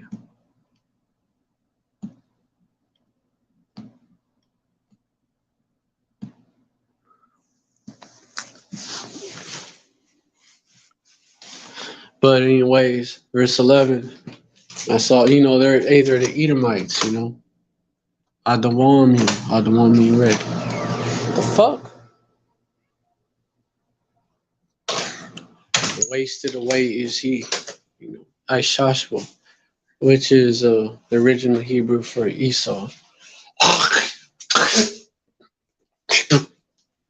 Shit. With that being said, not all so-called white people are Edomites. You have speckled birds, scattered Israelites whose ancestors, they intermarried with so-called white Edomite, or even, it's layers to this. Some of them were already, Edomite women, I'm just going to say that. But Edomite or Edomite looking women, and so they came out looking like Edomites, eventually. So not all so-called white people are Edomites, just FYI. But that is the look of an Edomite. But let me continue. Revelation 2:11, back to it, right? And I saw a great white throne, and him that sat on it, from whose face the earth and the heaven fled away, and there was found no place for him. No place for them. Verse 12, and I saw the dead, the dead, small and great, stand before power Yahweh, and the books were opened. And another book which was opened, which was the book of life. And the dead were judged out of those things which were written in the book according to their works. According to their works. Let me. And I believe. Hold on.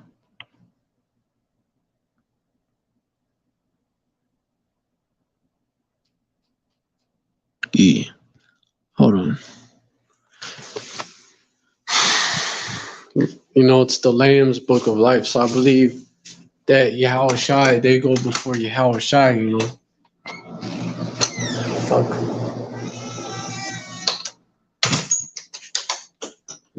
They go before Yahweh Shai.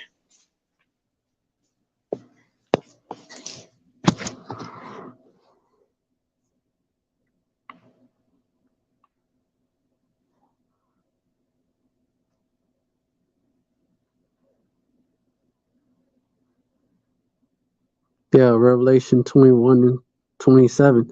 And there shall no wise enter into anything that defileth, neither whatsoever worketh abomination or maketh a lie, but they which are written in the Lamb's Book of Life.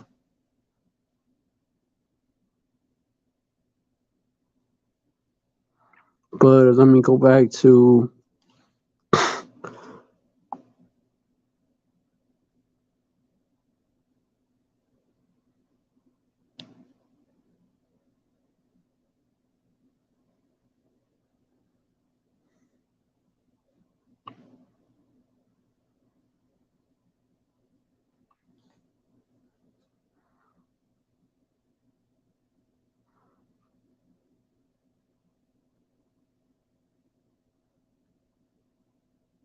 yeah. And the dead were judged out of those things which were written in the books according to their works. And so that's what happens. That's what happens whenever you die. You go before that great white throne of the Most High Yahweh. There's the Most High Yahweh, and there is His Son Yahweh Shai. Sitting at the right hand of the Father. Sitting at the right hand of the Father. When you receive your judgment, and they give you your judgment, ultimately the Most High Yahweh's judgment, right? And they give you your judgment, and give it 3 or 4 generations. You go back. That's what happens. And it's being mentioned here because all this death that's coming, the mass death, horrible ways. There's different ways of dying also. It's not that cut and dry like you said it. Death is a part of life. It's not as cut and dry as that. There's different ways of dying. You could die quick, even almost painless death. There are ways to die like that. There's ways to die in your sleep. You go to sleep, and then you literally go to sleep. Because death is compared to sleep, right? You go to sleep right into the spirit world, and you stay there. That's what happens. And Yeah, there's like that, death like that, and then there's death by pain, death by getting tortured, death by getting torn to pieces by dogs, death by famine, starving to death, your own body eating itself, man. A horrible, long as fuck, this long as fuck, drawn out death, where you feel every second of it.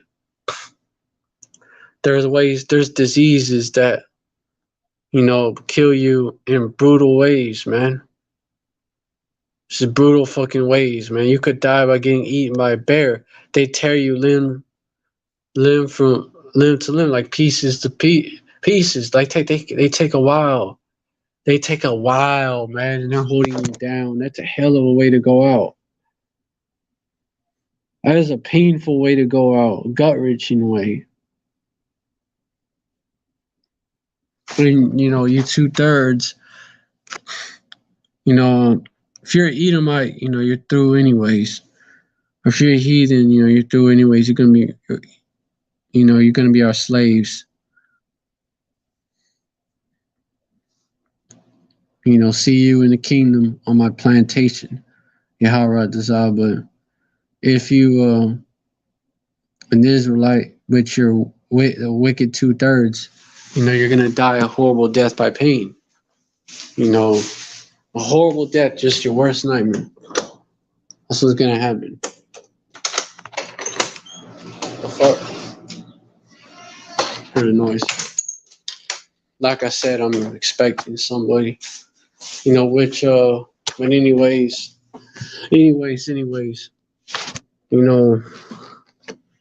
Yeah, so there's that too, Y'all gonna be catching hell, hell, when you look into it, it means a lower state. A lower state. The Sheol, the grave, or a lower state, a grave condition, lower state. Because you experience your judgment on earth, not in some underground, just some underground pit, somewhere where you're held there in literal chains, and the spiritual demon Satan, some nigga with two horns, some red ass nigga with two horns, and ain't a fucking and chain and a whip and shit. And he just whips your ass all day and shit. That's not what it is.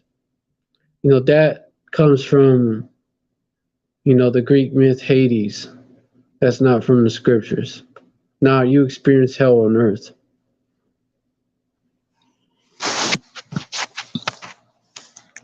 Your whole life could be hell, You could be born into the next life. Hell, Hey, you could be born during Jacob's trouble in the middle of it.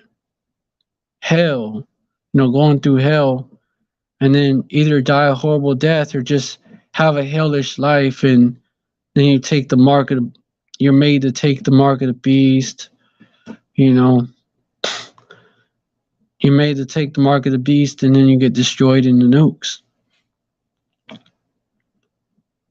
Hey, fear not him who can kill the body. Let me get this, verse 13, because this is why it's being mentioned, because of the mass death that is coming.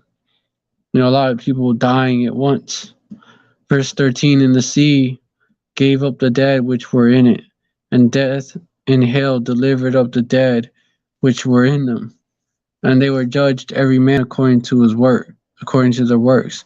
All these people that died, man, went up and received their judgment. It's like going before the judge and receiving your verdict and your sentence. But actual justice is handed out, man.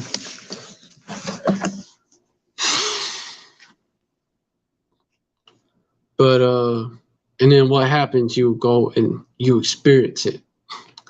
You go and you have to endure. You go and you experience it. It's carried out. after it's issued, after it's given to you.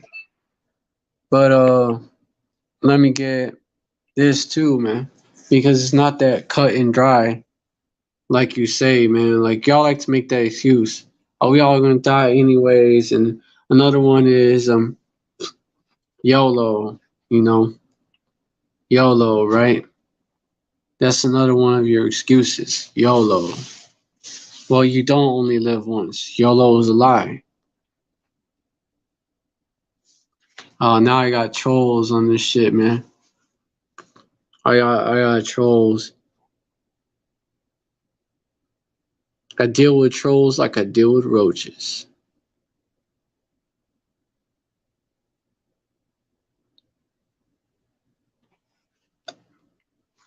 Shit, they spread the word that this is a troll free zone. The common board of my lives is, well as other brothers' lives, they're troll free zones. But meaning don't step, meaning stay the fuck out if you a troll. But let me get hold on. Hey, deliver the message to whoever sent you.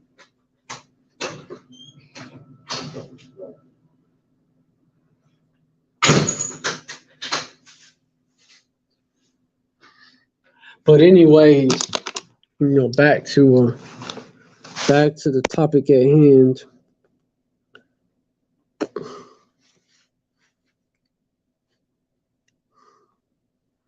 Anyone who says, okay, hold on. No, also, let me get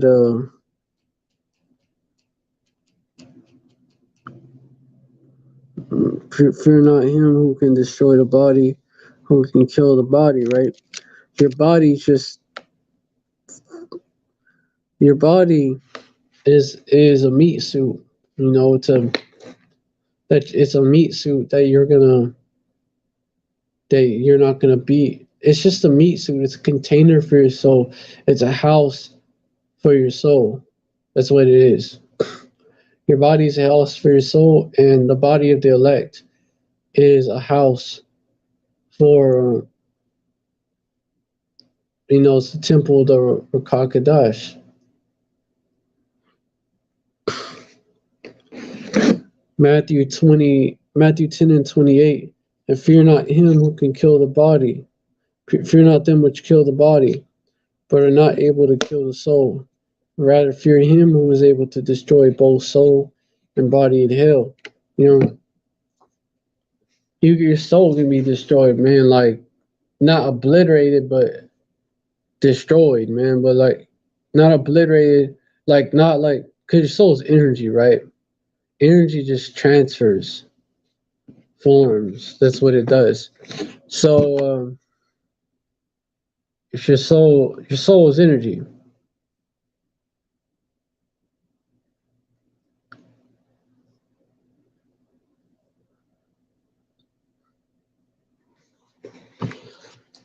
So it just transfers form. But it's not destroyed. It's energy. Fire is energy.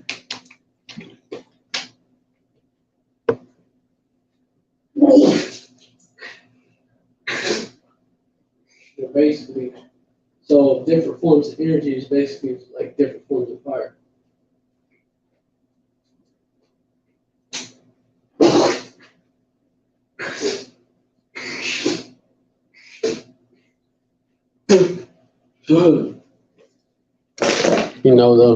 The energy that powers your body. That's what your soul is. But so the soul that is being destroyed in hell, which the word there, well, the word in the Hebrew is shawal. The word where it says hell, it's shawal. Get the word in the Greek. Basically the same sort of idea.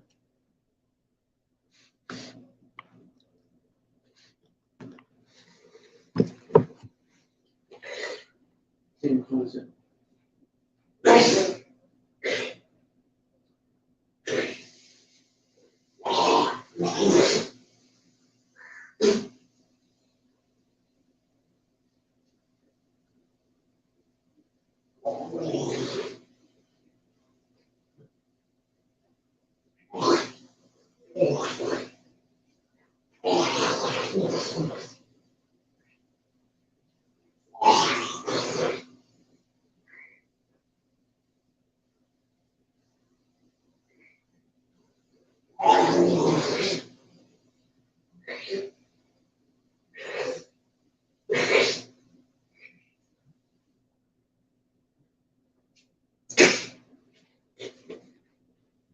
It's like in my bed.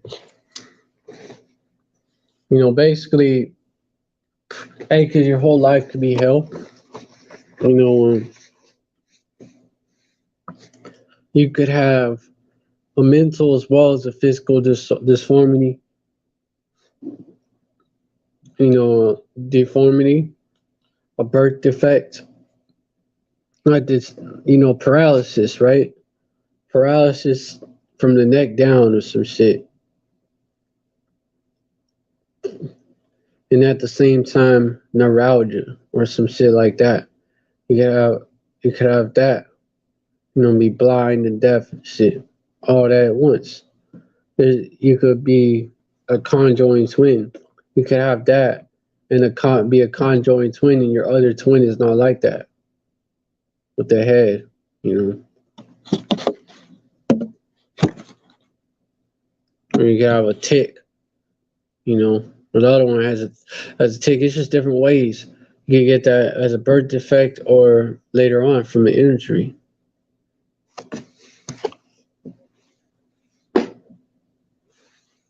There's different ways the Most High Yahweh can jack you up in your next life. Different ways, man.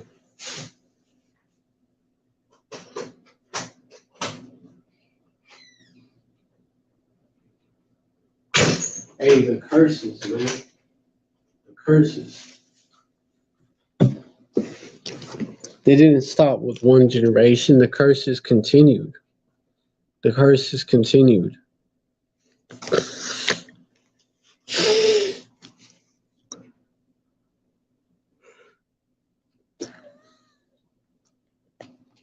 Deuteronomy 28. These curses.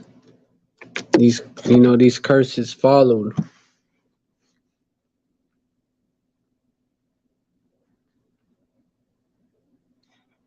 Our people, man.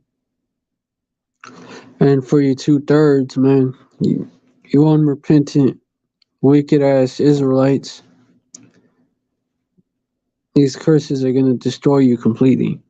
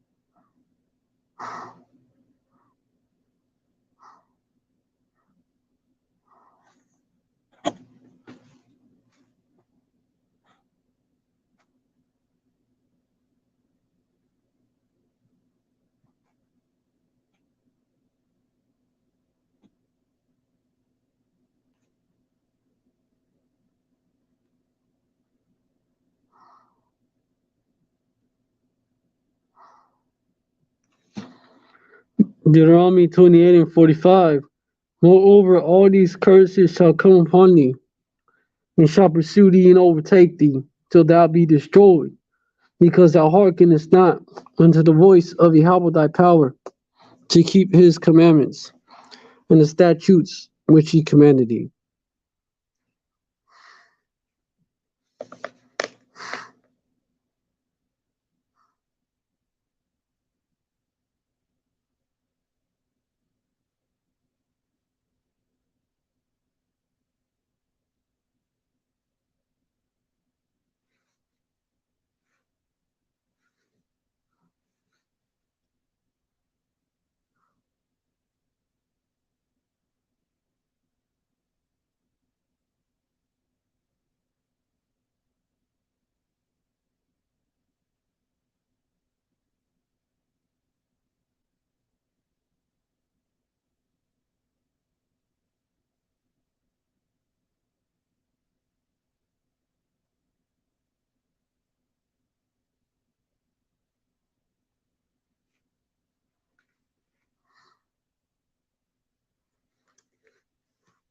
Now, it's not just talking about them, Verse 46, and they shall be upon thee for a sign and for wondering upon thy seed forever, because you come back in the third or fourth generation.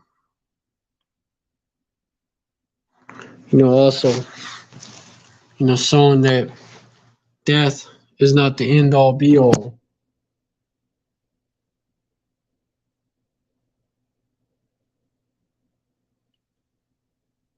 Showing that death is not the end all be all.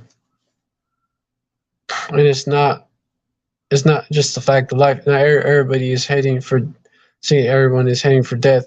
Let me address that point too. Some of y'all shall not taste of death. It's not exactly.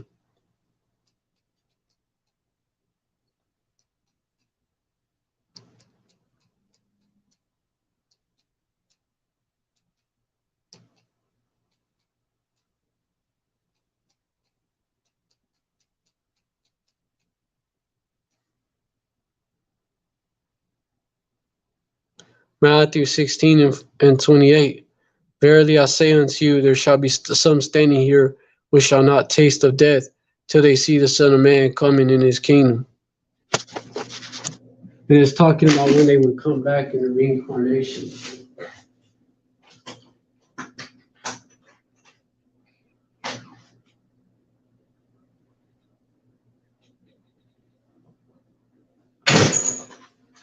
It's talking about that. It's not talking about, obviously not talking about them. We don't have 200-year-old men walking around here, Obviously not talking about that. It's talking about, hey, reincarnation will improve. But,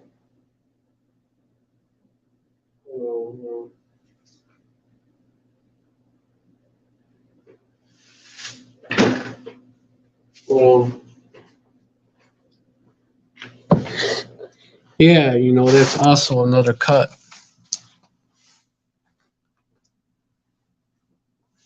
Not a fact of life for everybody. Everybody must face death. It's not a fact of life for everybody. And also, there's different types of death. There is different types of death. Like you got, hold on, let me get it. Different types of death.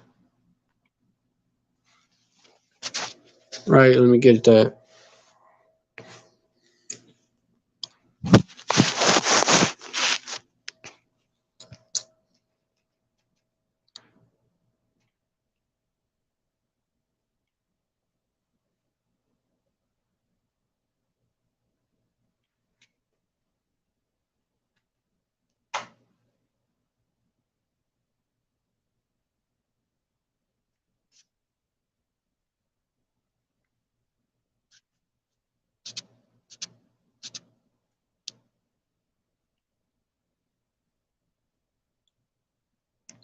Like, for example, famine, right?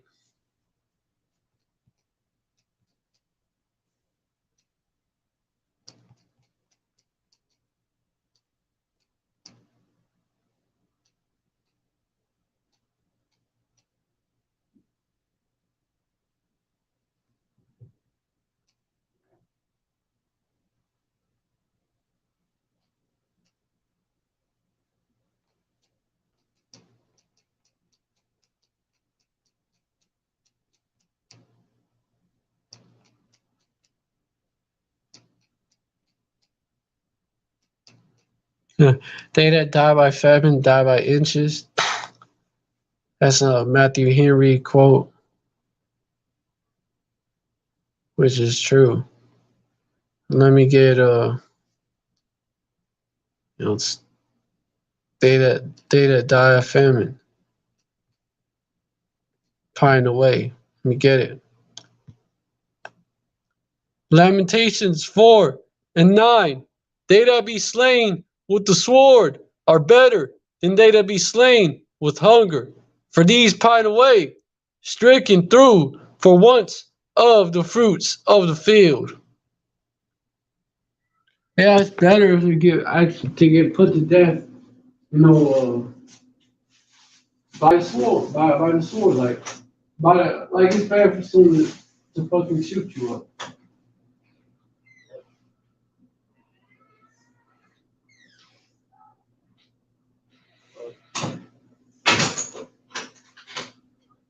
Ain't ready yet. It's better to die of getting shot. You know, for example, like yeah, it's better. It's better to die of the sword, or getting stabbed up. Even though that's a hell of a death too, it's better than dying by famine. They that be slain with the sword are better than they that be slain with hunger. For these pine away, stricken through for want of the fruits of the field. There it's a slow and painful death. Famine.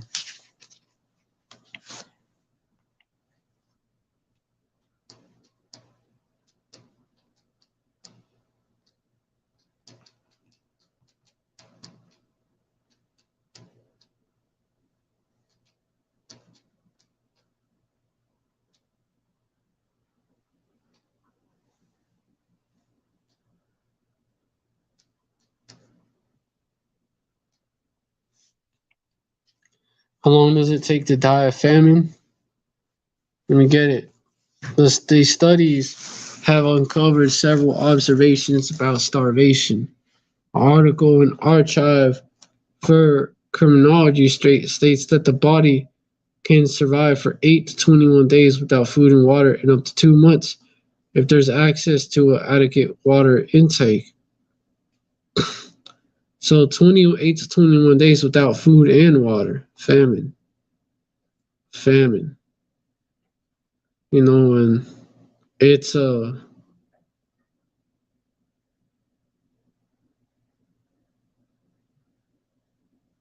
man.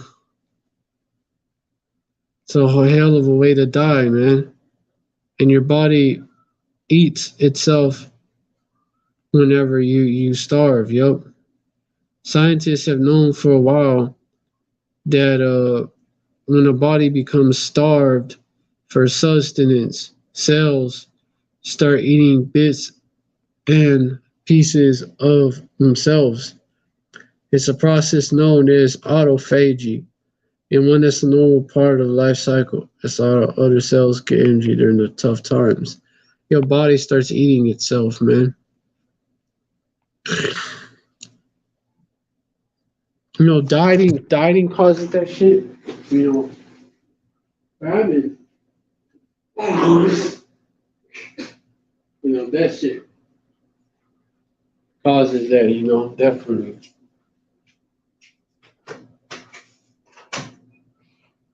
But I ain't ready yet for all that.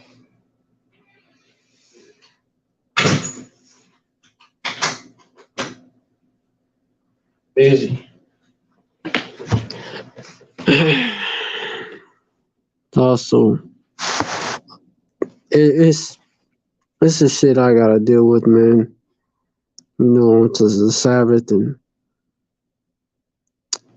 hey, some people don't give a fuck. A lot of people don't. But yeah,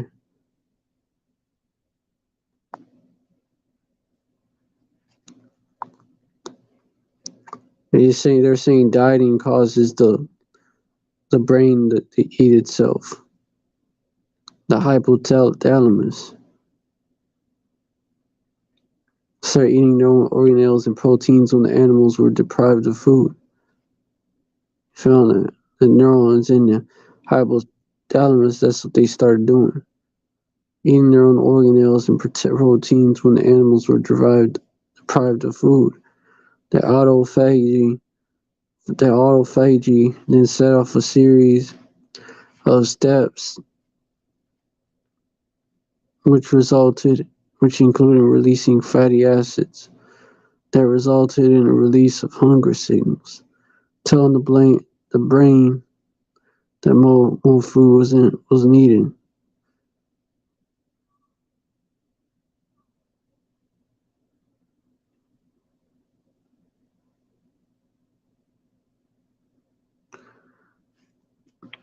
Hey, you get a headache whenever you go without sometimes. Especially you go without water too. That may be a part of why it's happening.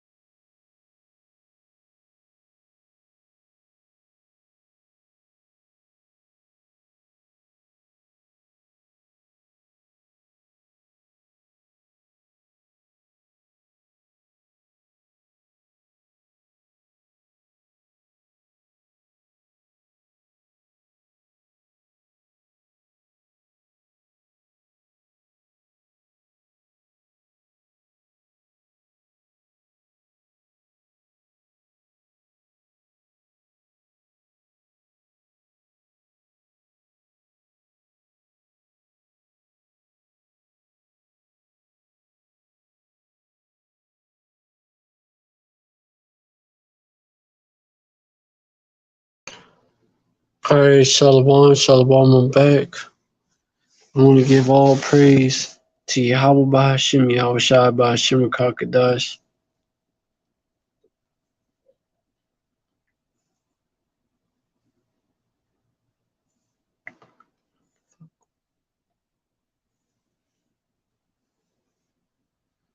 Double honors to the apostles and the elders of Great Millstone. Hey, I want to say, Shalom, Shalom, I'm back. I want to say, all praise. Hey, all praises to Yahweh Bahashim, Yahweh Shai Bahashim Kakadash. Double honors to the apostles and elders of Great Millstone who rule well. Salutations to the Akim out there spreading this truth like wildfire in all truthfulness and in all sincerity, and shalom to the rest of the elect out there.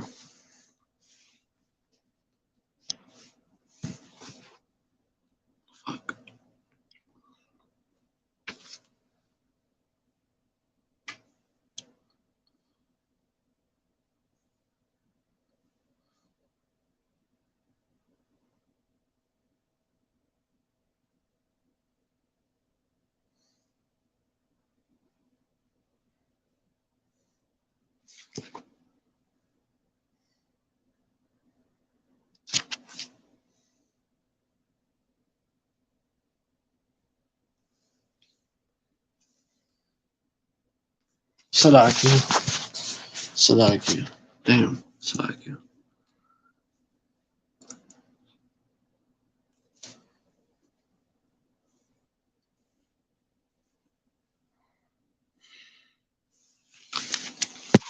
Alright, anyways, let me continue. Where I was at. Hold up.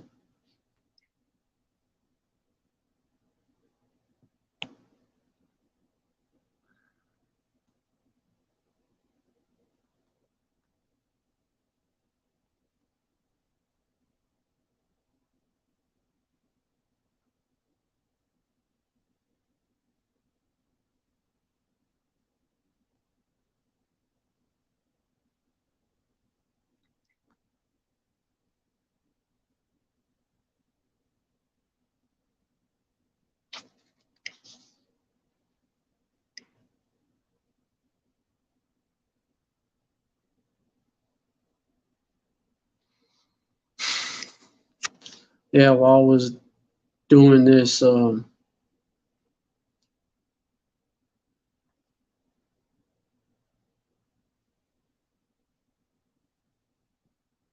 was going into starvation.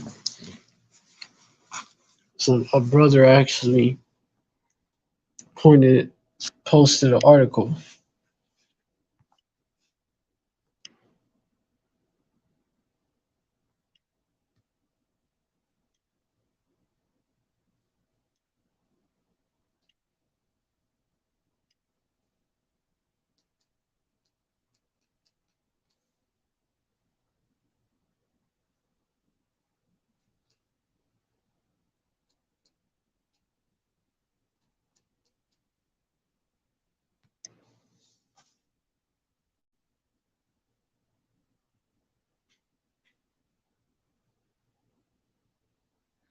Got this digital cooler doors that are being released. Why that's being released now? You know, hold on.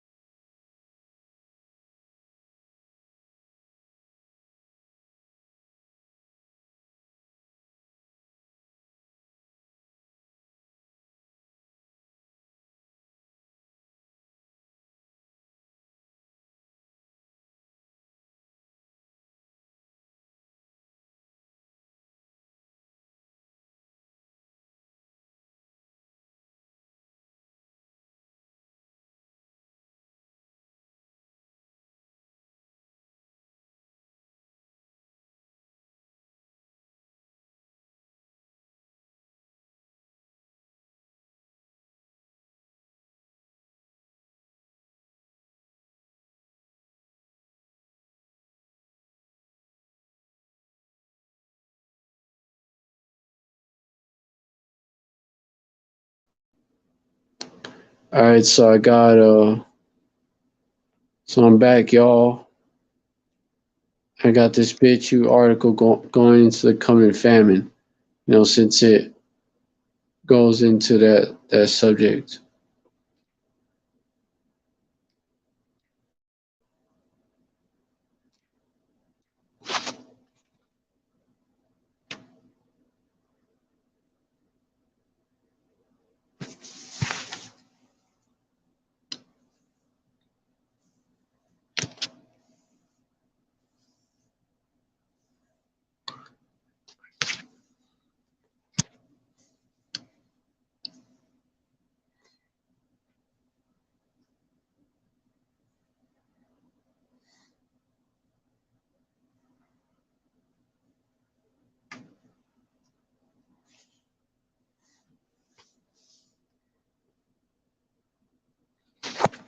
All right, but anyways, I'm gonna watch it.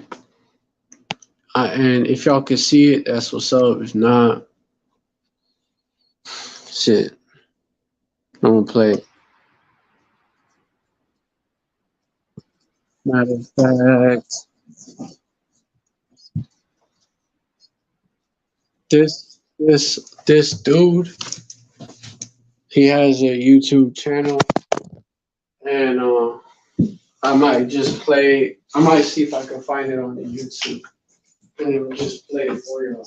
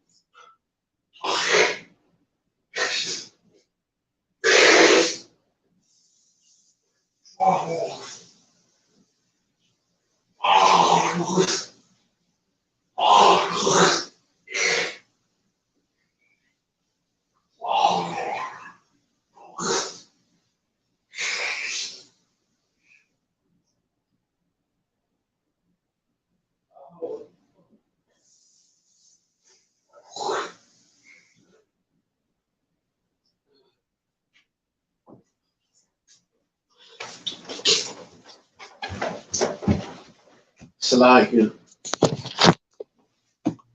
I also have an affliction. All right, shit, dude. That's what I'm gonna do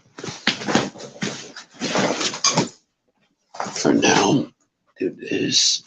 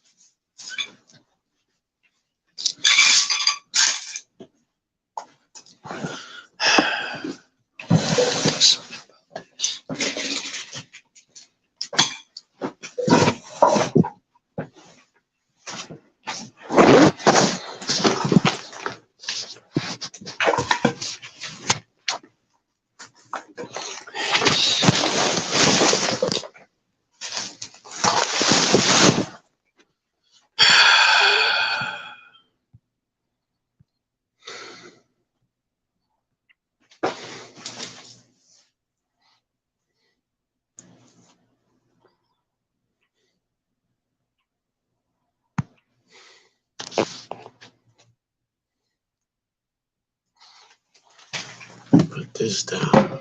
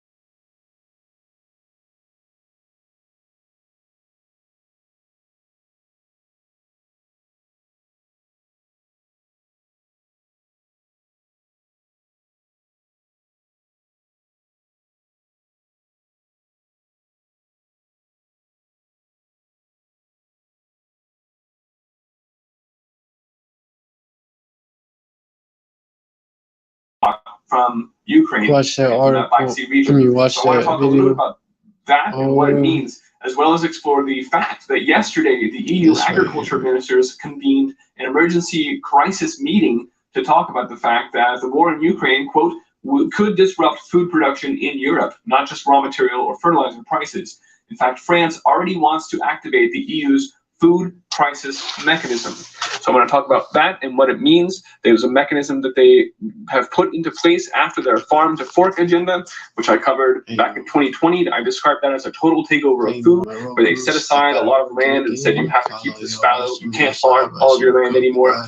And this report you can still find iceagefarmer.com, farm to fork.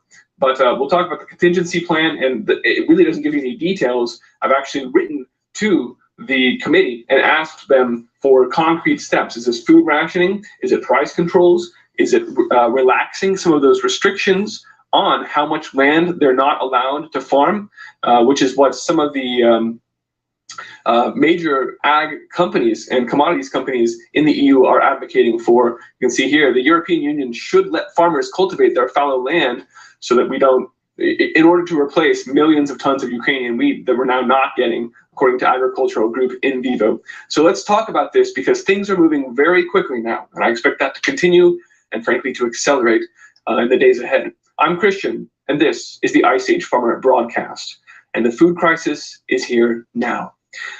From agricensus.com, feed producers based in South Korea could be forced into declaring force majeure on some of their contracts in the coming weeks, as the loss of corn exports from the Ukrainian ports leaves a hard-to-fill gap in prompt supply.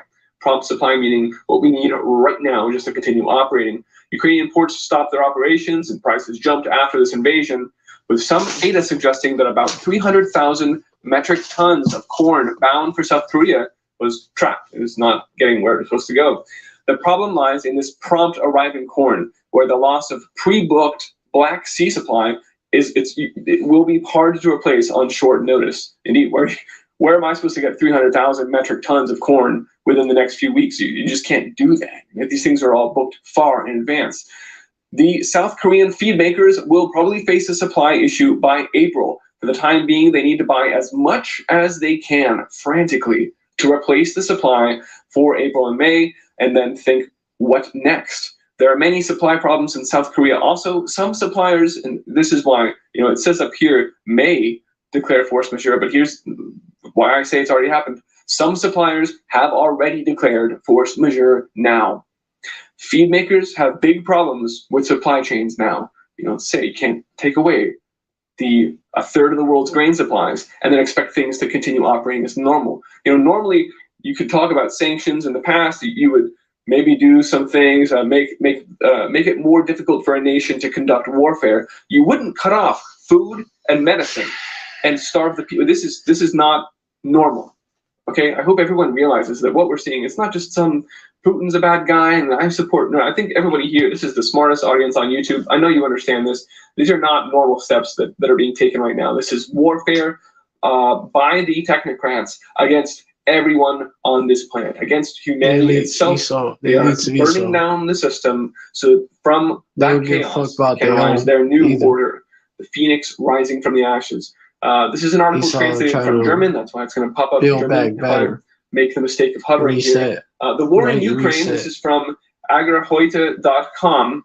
The war in Ukraine could disrupt food production in Europe, not just raw material or fertilizer prices. France wants to activate the EU crisis mechanism. Quote, the invasion of Ukraine carries the risk of disrupting global markets for agricultural products. And that's what I've been saying over and over for last week, trying to drive home that this is a food crisis that's being ginned up here and accelerated. Energy and the production of goods such as fertilizers are also affected. World market prices have already risen sharply since the beginning of this war. France, as the current presidency of this agricultural council, is proposing to activate the European Food Security Crisis Preparedness and Response Mechanism. There is a food crisis. Among their proposals is, we want to expand market surveillance to a maximum. We want to know exactly what's going on. Specifically, special attention must be paid to the supply of animal feed for livestock farmers and pig farmers in particular, right? That's what we just heard is already hitting the fan in South Korea. We needed that to make animal feed to feed our animals, which in turn feeds our people. And if we don't get this corn, if we don't have these grains to feed the animals, then they die. And if we don't have the meat to feed our people, let's leave it there. German farmers as well say, quote, the German Farmers Association fears turbulence on the agricultural markets, to say the least, as a result of the war. Nitrogen fertilizer is already exorbitantly expensive and scarce, right? It's pricey if you can get it. And this situation could now even get worse, according to the German Farmers Association. The Ministry of Agriculture explained that it cannot be ruled out that a possible interruption to exports from the region could cause further uncertainties and further price fluctuations. This has already been a problem because of the price of natural gas going through the roof, which is why they started shutting down their fertilizer plants over the last 6 months now. That's why fertilizer is scarce. That and the fact that China stopped exporting over a year ago now. And now Russia, of course, is not going to export. Not that the EU would want it. They'd probably virtue signal and throw it down the drain with the vodka. All right, so what does it mean when the EU's Agricultural Commission says we are going to pull the trigger on our crisis plans? Bottom line, I don't know. I'm not sure that they know. When you look, and I have, deeply into the European Commission's food crisis contingency plans, all you get is a bunch of boilerplate about how COVID and climate change mean that we need to convene experts and stakeholders and talk about how we can better improve our food security, but there's no actual concrete plans. You can see here, the Commission will establish a European food security crisis preparedness and response mechanism, a group of food supply chain experts coordinated by the Commission to exchange data and strengthen coordination. Here you can see we learned some lessons from COVID-19. We need a bigger plan because of the growing impact of climate change, yada, yada, yada. We're going to converge. Here is the fact sheet about how their contingency plan will be so helpful. We are going to set up a new response mechanism with a group of experts and member states and food supply actors that will monitor and look into digital tools to help speed up responses. So I guess that's all one can expect from an unelected group of bureaucrats, is that we're going to talk more about the problem. We're going to have a meeting to talk about the meeting, and maybe we'll have a meeting after that. There's no concrete suggestions. The only concrete suggestions, and I did send in a FOIA request to some folks there and said, what's the plan? Where's the actual mechanism that you're trying to invoke here in the event of a food crisis, which is now on the horizon? The only concrete suggestions that I did find came here from the Financial Post, where French agricultural group In Vivo, which is now one of the largest agricultural supply companies in the EU, laid out a couple tangible steps. The EU should let farmers cultivate the fallow land and offer aid for rising fertilizer prices so that we can try and grow the wheat that we're now not going to buy from Ukraine. So the fallow land is, as I said briefly at the outset here, land that under the EU's farm to fork strategy, they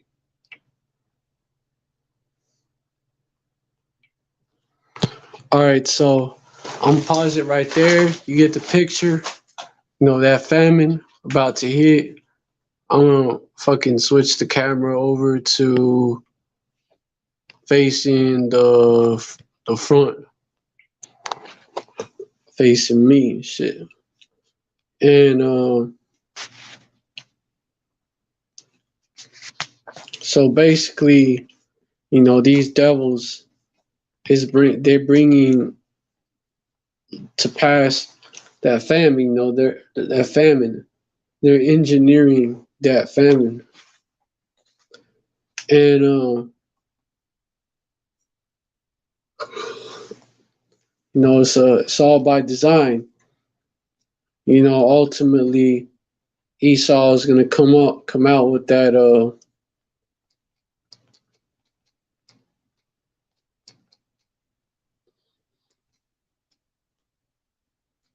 is gonna come out with you know, Esau is gonna come out with that Soylent Green, man, and call it the solution. You know, also I'm gonna get some, you know, Bill Gates. Also, I'm gonna get this. You know, if y'all haven't heard yet, Bill Gates has total control over the U.S. agriculture industry. So, you know what that means? Depopulation time. Innovating the zero, right?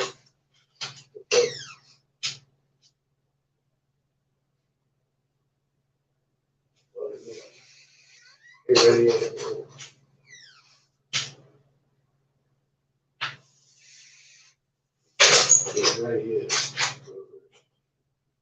I'm expecting somebody so I can put interruptions.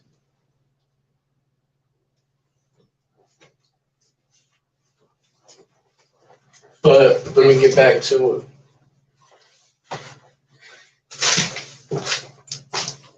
You know, Esau are going to bring that Soylent Green,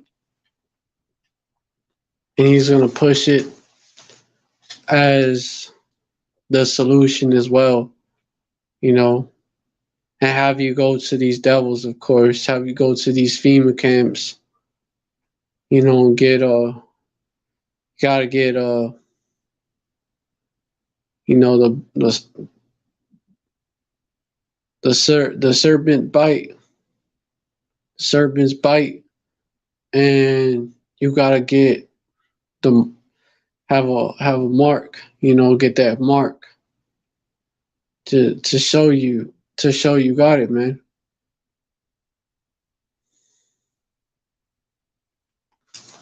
You know, proof that you got bit. You know, they gonna put that grain of rice in you. They gonna put that grain of rice in you that actually has the juice in it. It has the fruit juice in it, and it's gonna release it in time. Timed releases of the fruit juice, man. Hey, it's gonna be like a sting, you know.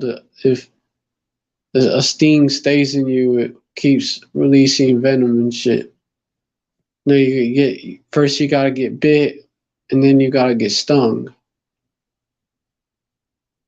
Hey, the sting of death. No, play on words. You marked for death if you get that.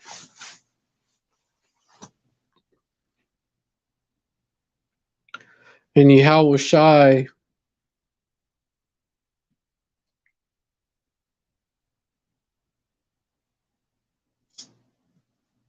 hold on. No, he prophesied that famines would come. Matthew 24:7. For nation. Well, let me get this verse right here. Well, that goes into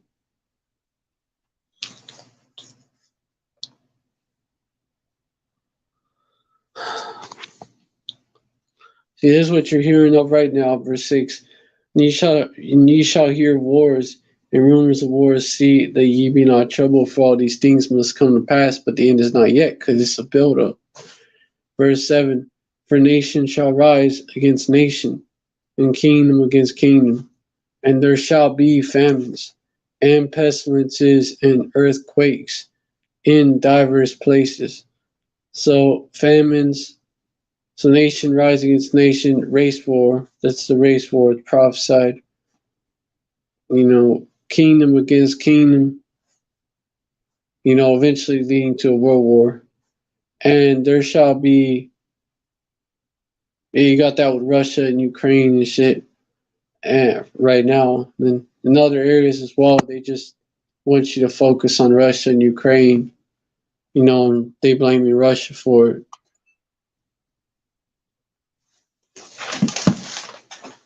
Getting your minds ready for that third world war, that third world war, and that false flag that they got set up. But you know, for the demonization of the elect, who they're gonna tie to Russia along with many other people they see as traitors. And there shall be famines and pestilences and earthquakes in diverse places, which, before I go into the famines, pestilences, and earthquakes in diverse places, that's why they're making it popular culture to basically, they're making it popping to be against Russia or whatever, to hate Russia or to hate Putin because they're about to link the elect along with anyone else that don't want to bow to the beast. Oh, they're with Russia. They're about to link us with Russia. Even though we say both Russia and Babylon, which is America, as well as the EU and them, hey, they're all ruled by Edomites, man. We bring that out.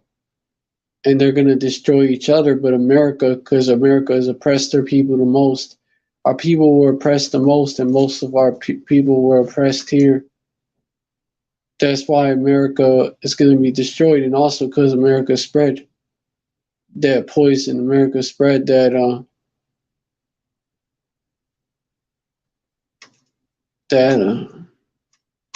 oppression.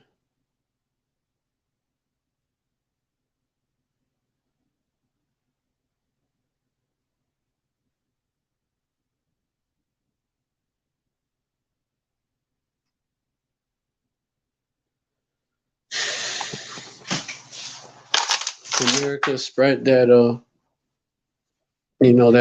spread lies about our people and all that, and they push all kinds of wickedness. So, yeah, America is going to be completely obliterated. But these other places are going to be resettled. But that was not Esau's land. After the 1,000 years, Esau is not going to resettle. In fact, Esau is not going to be around. They're going to be done away with. Obadiah 1:18, the house of Esau shall be a stubble. The house of Jacob and the house of Joseph shall be as flames, House of Jacob shall be a flame, house of Jacob shall be fire, house of Joseph a flame. Hold the fuck up, yo.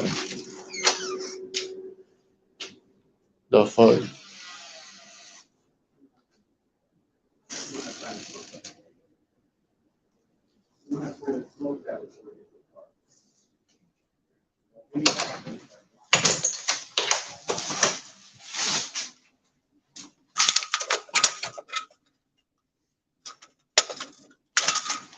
Alright, anyways, for nation shall rise against nation and kingdom.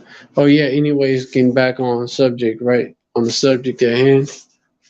And there shall be famines and pestilences and earthquakes in diverse places. And that video was talking about a famine that's coming. Engineered famine. Esau innovating the zero.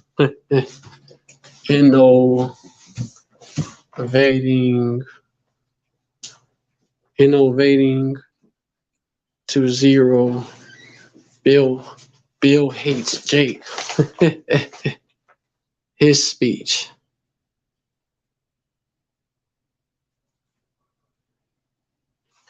Innovating to zero.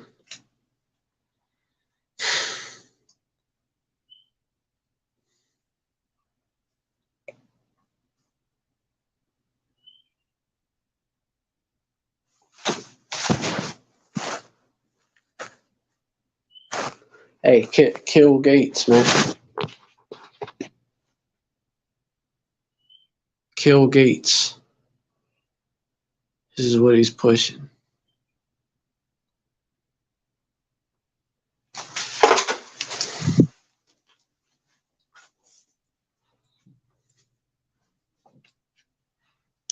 Bill Gates of hell, aka Bill Gates of hell, aka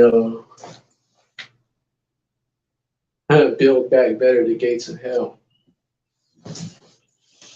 aka Bill hates Jake. And guess who's running the U.S. agriculture industry?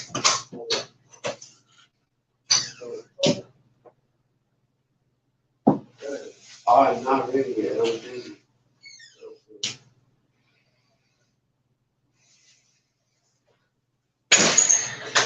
When I'm ready. When I'm ready. I'm busy. I'm trying to wrap it up soon, though.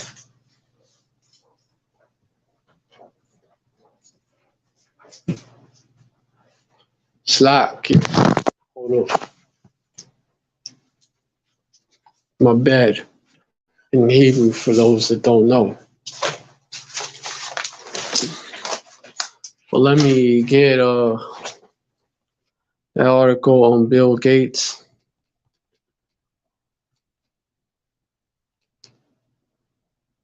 Now owns the most farmland. Just how he controls it. Today, Bill Gates owns 242,000 acres of farmland in 19 states. In addition, he owns 25,750 acres of transitional land and 1,234 acres of recreational land for total land holdings of 2,068,984 acres.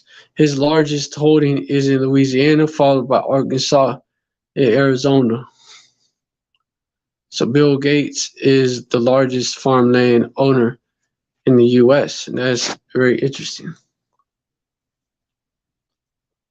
And it's about sustainable farming is what they're talking about. AKA they finna starve your ass out and give you Soylent Green instead.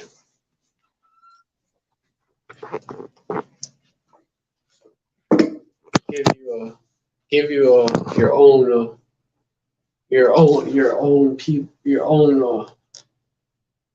own flesh and blood to drink. You 2/3 are gonna be doing it as well. But it's still alive, y'all gonna be eating your own literally Soylent Green stuff.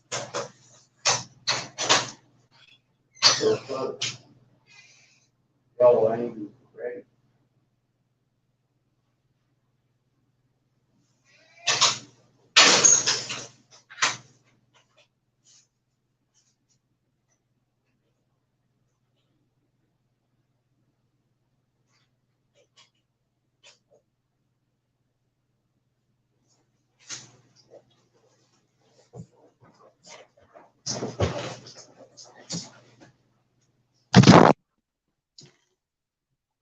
Hey, you got Bill hates Jake,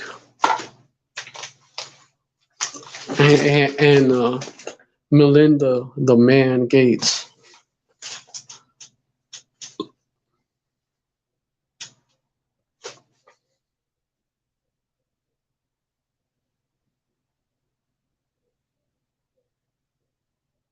And they're praising it, man. Real reason why Bill Gates is now the U.S.'s biggest farmland owner.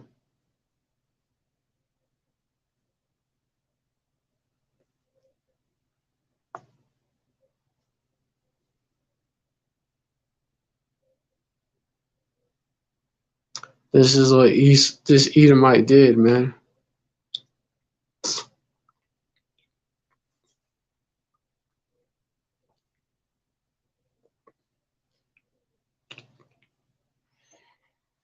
He bought large tracts in Illinois, Iowa, Louisiana, California, and about a dozen other states.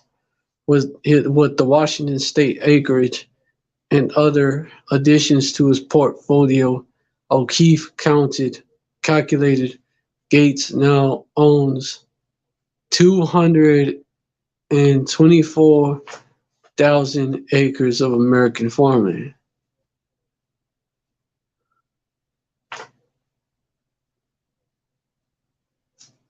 That's what you have. You have a Bill hates Jake. Bill hates Jake.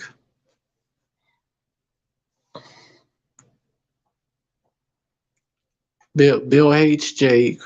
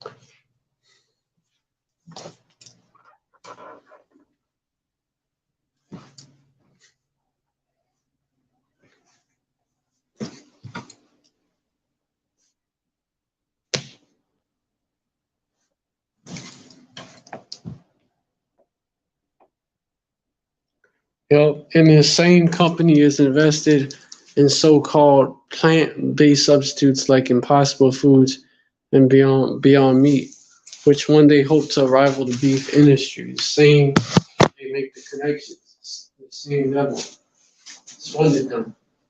And fuck, hold on. Ain't ready yet.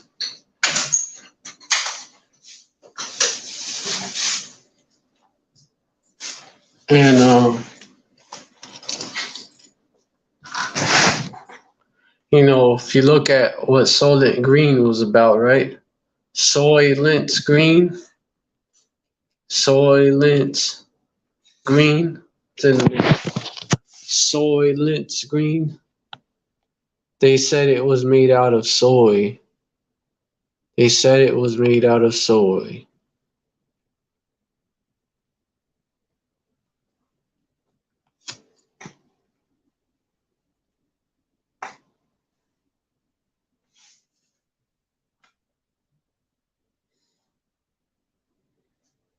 Soylent Green is introduced as being made of plankton, but as the film unfolds, the main character discovers that it's manufactured from dead bodies.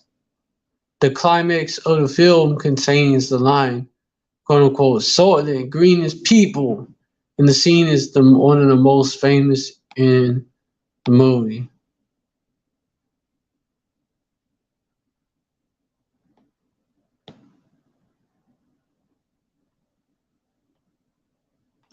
Yeah, because Soylent Green was really key when it was introduced as plant-based, right? Just like Impossible Foods is introduced as plant-based. There's another one also, the plant-based meat, basically. The fuck?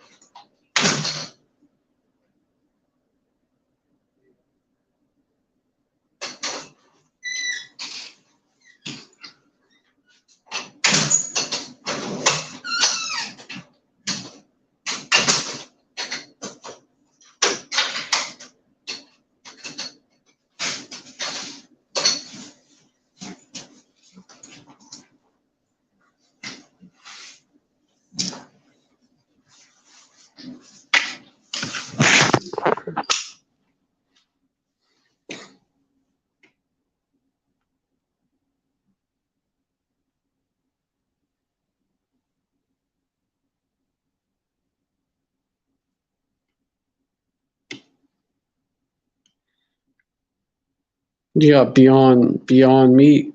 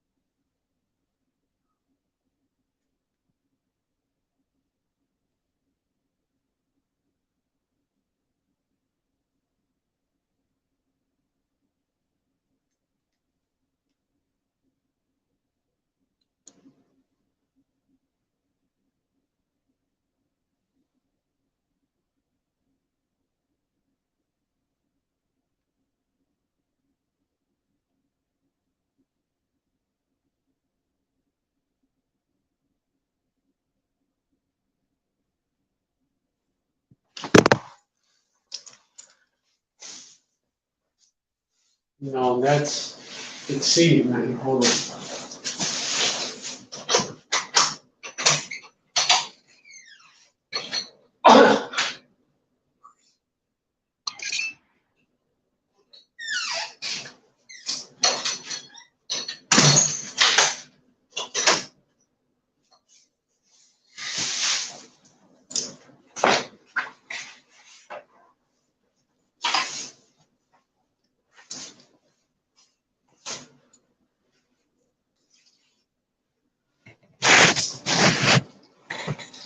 that's where hold up.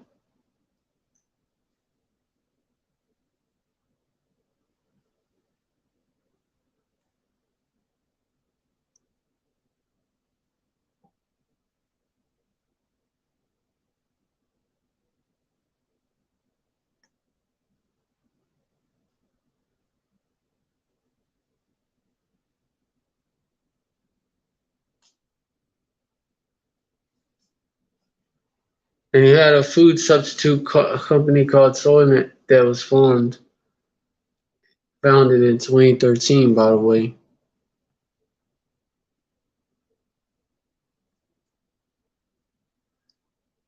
Soylent products turn a full meal into one step process with everything the body needs to survive. You know, of course, Esau mocks us, but yeah, that's the solution that Esau is gonna come with.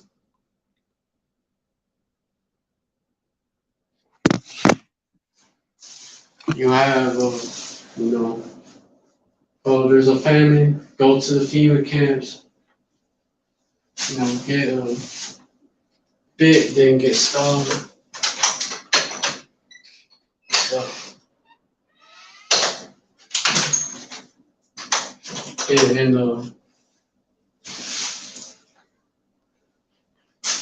in the right hand and in the forehead. You know what I mean? It's gonna leave a mark, and then you can use that to buy.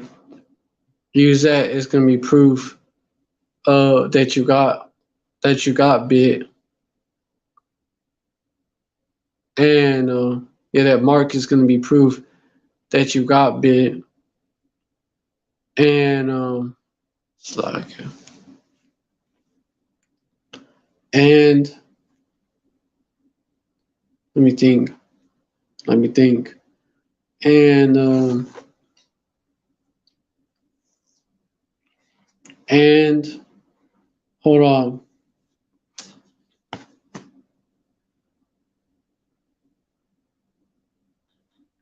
And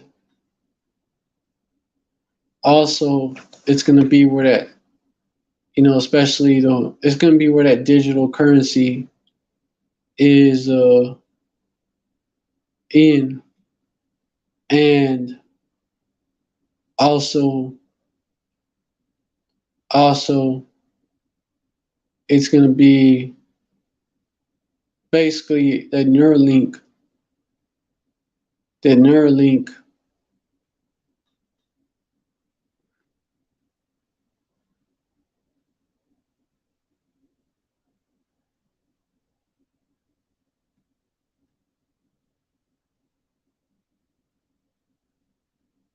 which is gonna be a way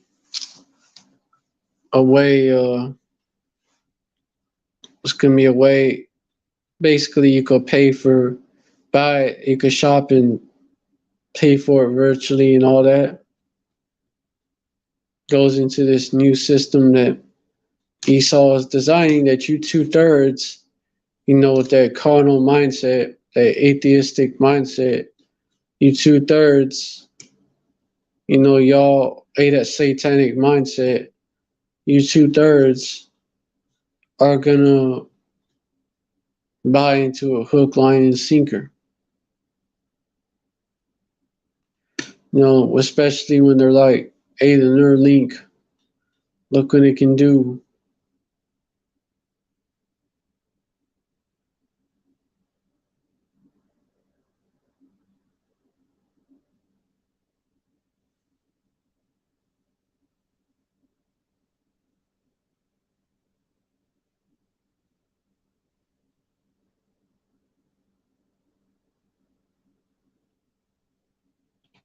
So like you falling asleep.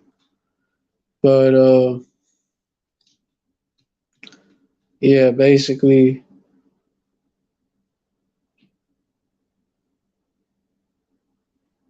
hold on.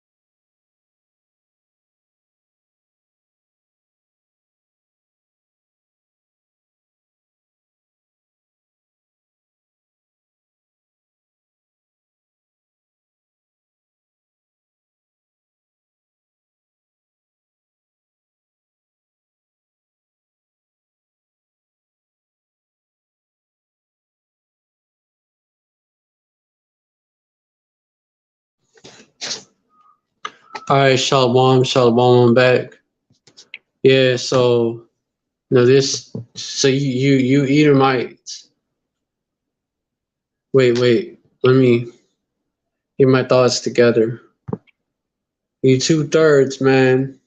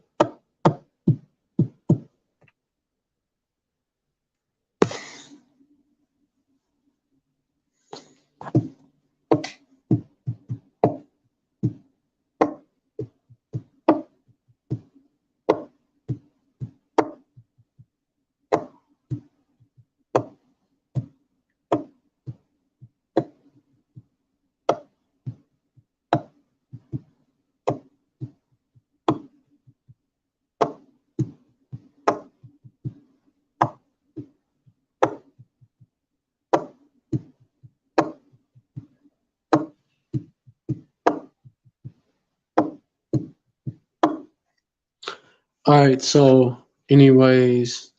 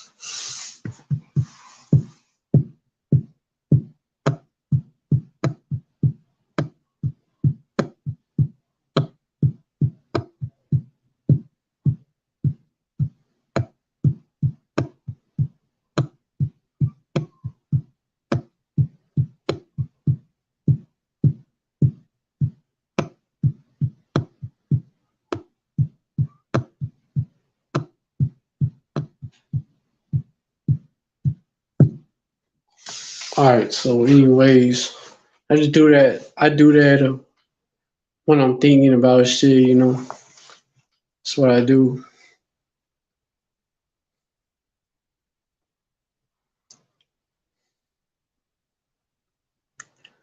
But yeah, anyways,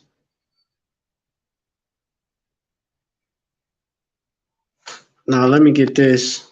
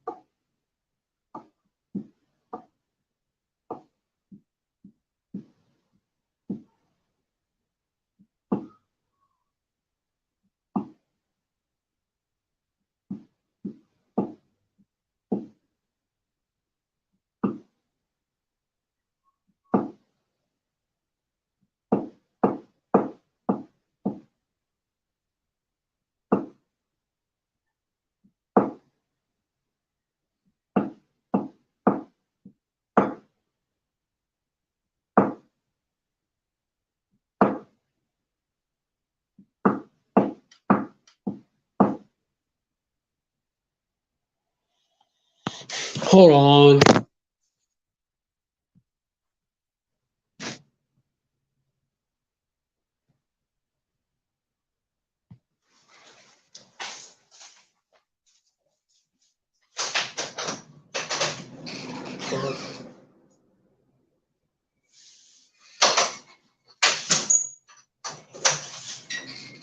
Not ready.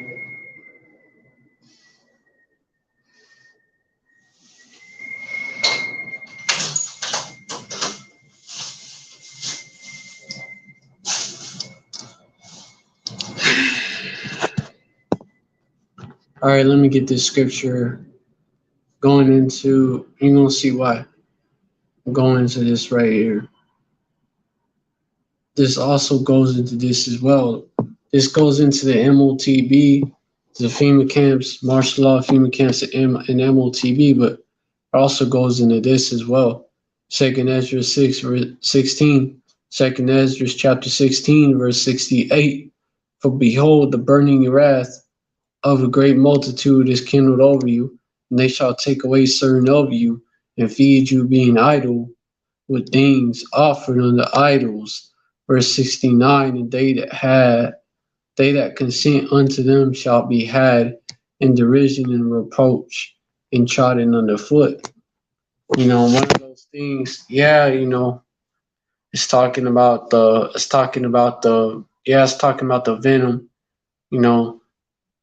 it's talking about the venom you get from the bite, also, the sting, in your right hand and your forehead, but also, it's talking about, also, that Soylent Green shit, man, because these devils is sacrificing, all these people. It's also sacrificed to the spiritual demon Satan, man. All these people.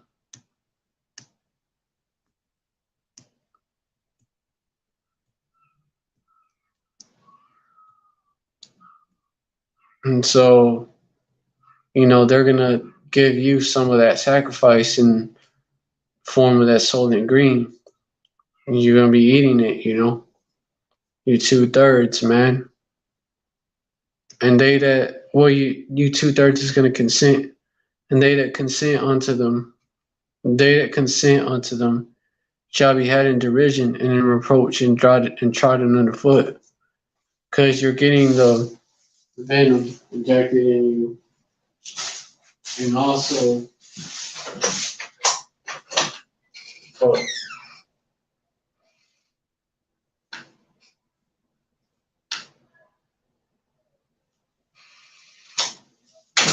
the venom injected in you.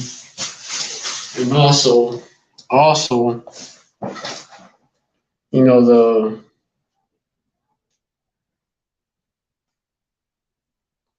the clot shot. Wait, well, that's the clot shot. Venom, same shit. Getting the venom injected in you. And also,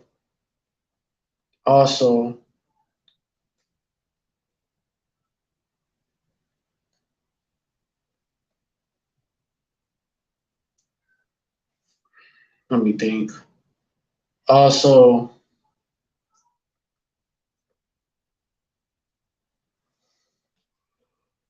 that Soylent Green as well, Well, the venom, if you're being fed human flesh that's been fucked with, they're putting all types of other chemicals in it, besides human flesh, bad enough, right? That's going to cause some shit as well, man. Just like this venom is making y'all drop dead.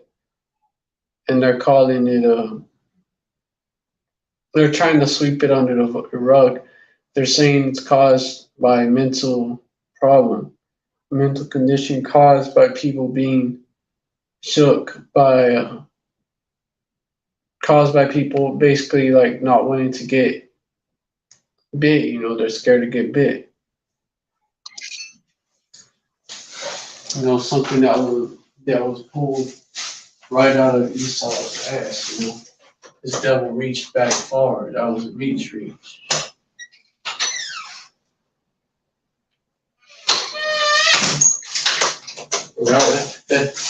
That was a reach. That was a reach.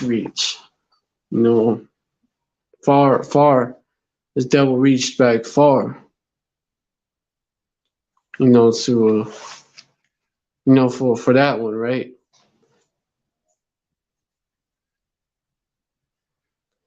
And to eventually also blame us for those. I wouldn't even say side effects. I would say effects. Real effects, main effects of the poison.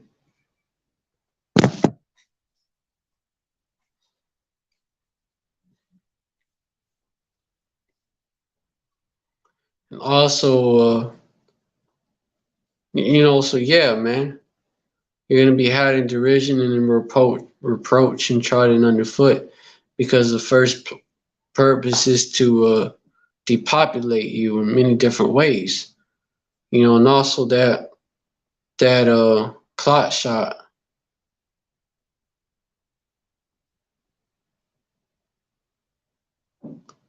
That nanobot shot, man. That shot full of it's full of nanobots. That witches brew that they're putting in you, man. Cause it got parasites, got hydras in it. That witches brew that they're putting in you, is gonna kill you. And then if it's in that what that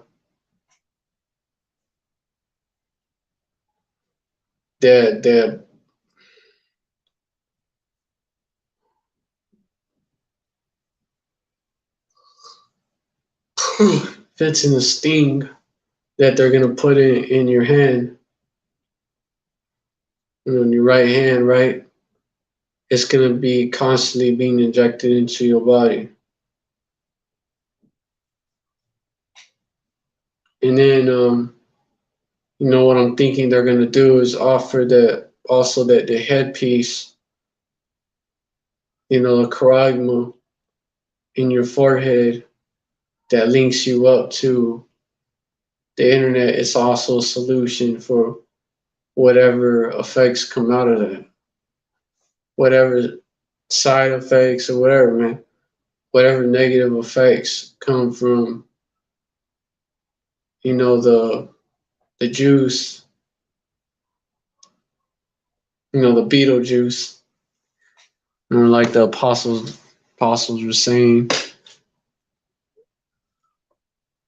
Yeah, and even though, they'll probably say, they'll say that for any type of I can see it, for any type of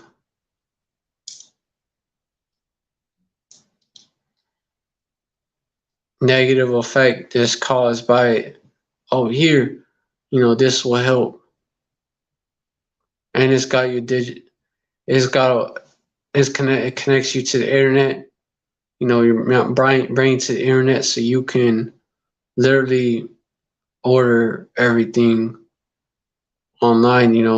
With your thoughts, man. Hey, a lot of people, that's gonna be that solution. So a lot of people are gonna get it. I can see it. A lot of people are gonna get it and not give a fuck about that condition. So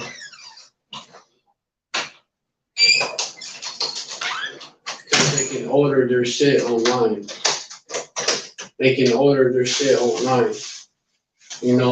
Also, those they're saying that it can help with shit like that. So that's basically that's the miracles that it will use or that Esau will use. That's the miracles that Esau will use to push the RFID chip.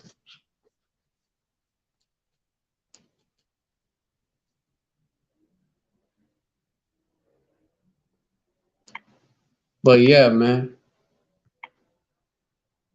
And they that consent unto them, verse 69, shall be had in derision and reproach and trodden underfoot. Verse 70, for there shall be in every place, and in the next cities, a great insurrection upon those that fear Yahweh. Verse 71, they shall be like madmen, spared not, but still spoiling and destroying those that fear Yahweh. Verse 72, for they shall waste and take away their goods and cast them out of their houses, and that goes into the FEMA troops, the FEMA Gurkha troops running into your crib, storming your crib, you know, taking your ass out or taking you to a FEMA camp. If they catch you, and you 2/3 are gonna get caught up.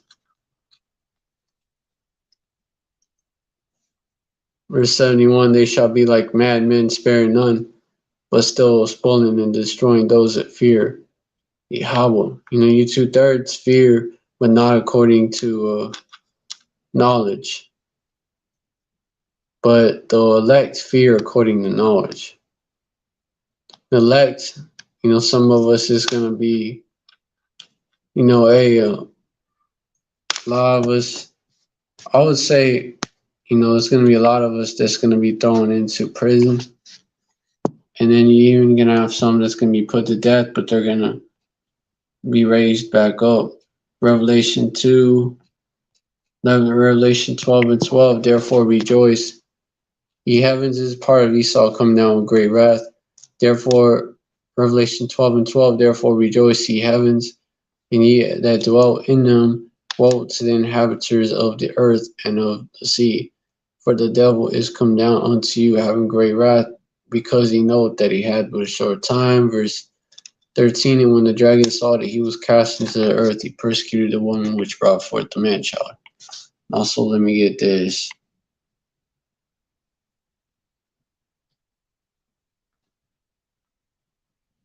Revelation 2 and 10.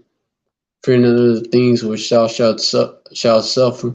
Behold, the devil shall cast some of you into prison, that ye may be tried, and ye shall have tribulation 10 days. Be thou faithful unto death, and I will give thee a crown of life. Verse unto death, even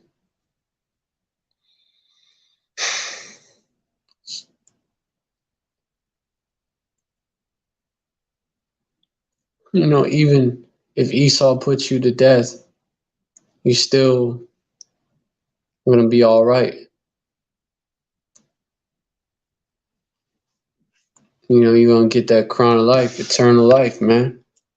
Verse 11, also this, of course, right?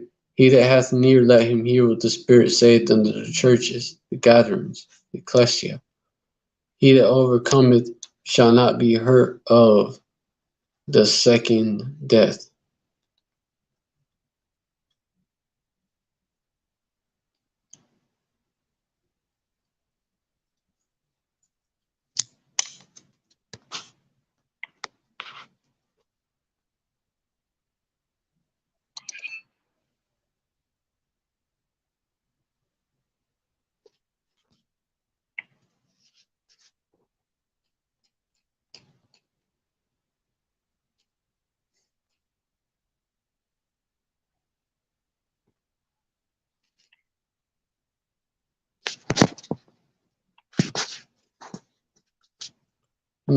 But in that day, you 2/3, y'all ain't gonna have no covering, man. Y'all gonna be through, man.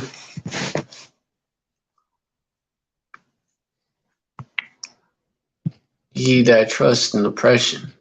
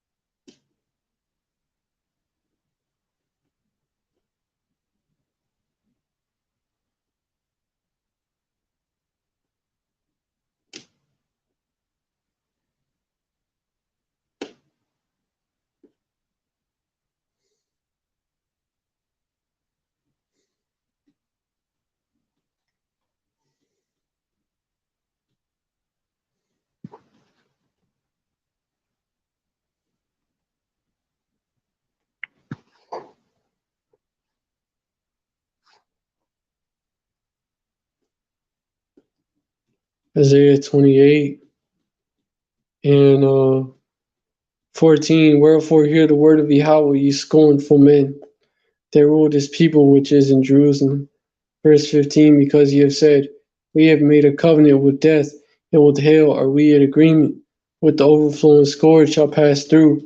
It shall not come unto us, for we have made lies our refuge. Under falsehood have we hid ourselves. You know, you 2/3, man, especially you celebrities. You know, especially, these wicked leaders among our people. But, they lead and the rest of you 2/3 follow and have that same mindset. You know, under y'all have a covenant with death. Y'all think that this covenant with death, so-called rights that you have in America, y'all think that's gonna fucking protect you. That Esau gives a flying fuck about those rights, and that he ain't ever gonna declare martial law or whatever. They ain't ever gonna do all that, and y'all think that shit's gonna go back to normal. Y'all have normalcy bias. That's what that's called. Normalcy bias. Oh, it's not that bad, as you're saying. Yeah, it's not that bad. It's not that bad. It's called normalcy bias. It's a complex. It's a mental complex. Normalcy.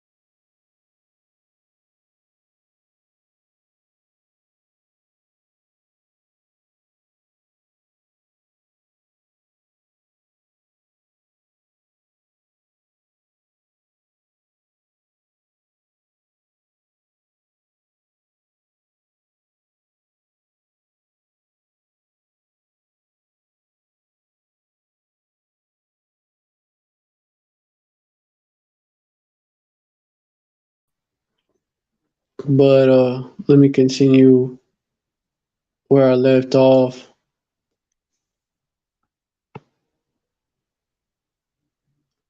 Normalcy bias or normality bias is a cognitive bias which leads people to disbelieve or minimalize threat warnings. Consequently, individuals underestimate the likelihood of a disaster when it might affect them and its potential adverse effects. Yep, normalcy bias.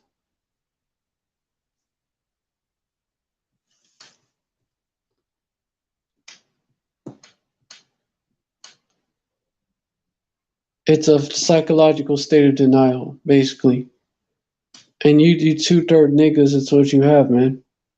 Ah, shut up. It ain't gonna be that bad. You tripping. That normalcy bias, man. Y'all can't see it happening to you, even though it's already kind of happening to you.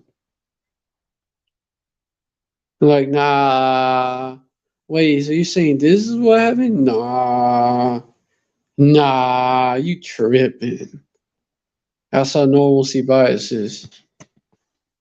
Normalcy bias causes people to underestimate the possible effects of a disaster. And it shows some dude wearing a hat, looks like a Jake too, sitting at the beach, just chilling, and sees a tsunami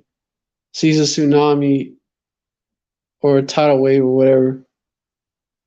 Looks like a tsunami the way it's set up. But basically he's like, no, that's a huge wave. Like basically we don't basically oh well, basically you tripping. It ain't gonna be that bad. Hey, this one right here. The normalcy bias and cognitive dissonance in USA Today. Hey, this cheap is like, I'm telling you, the man and the dog are definitely working together. And then the rest of the sheep are like, for God's sake, Trevor, always you with that conspiracy stuff. That's majority of our people. They're like, man, shut up. It'll be that bad.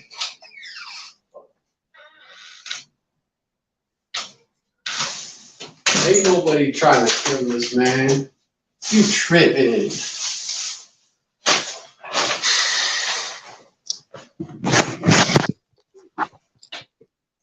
normalcy bias and cognitive dissonance. Something else y'all have. The 2/3.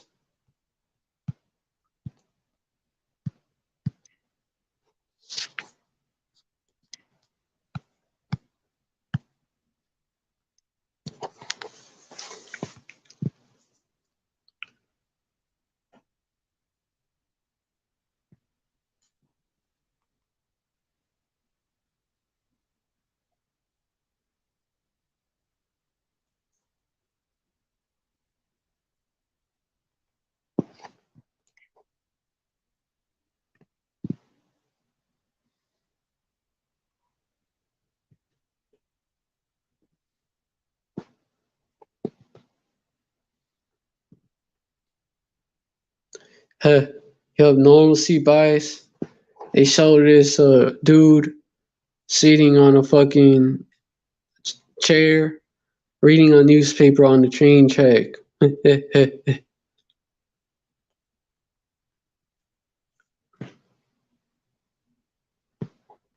uh, Fire all around. You know, this is a famous one, right? And then this dog is like, this is fine. I'm okay with the events that are unfolding currently, and that's okay. Things are gonna be okay. Gets burnt or starts to die from smoke inhalation.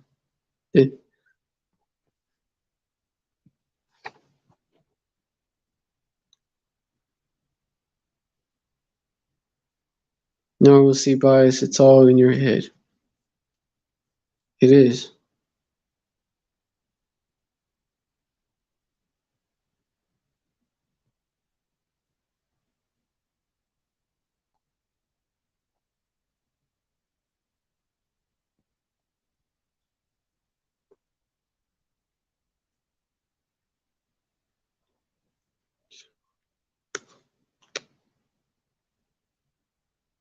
Yeah, they don't believe.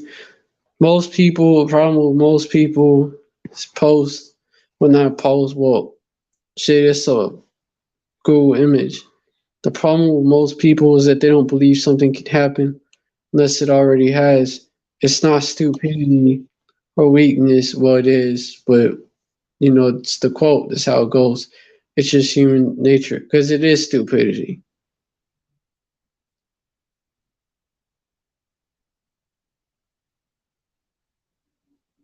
No, that's a real big problem in our in among Jake, man. It's a real big problem.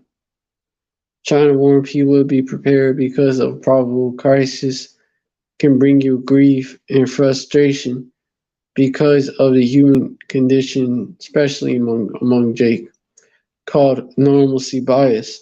Just as people in Pompeii watch for hours is true also, as the volcano erupted without evacuation. Many people do not react until it's too late. Though you may try to warn others, the reality is some people will never take preventative action, even when they're staring crisis in the face, even when like it's clear shit's about to hit the fan. They're still. Oh no no. Oh no, I ain't tripping, man.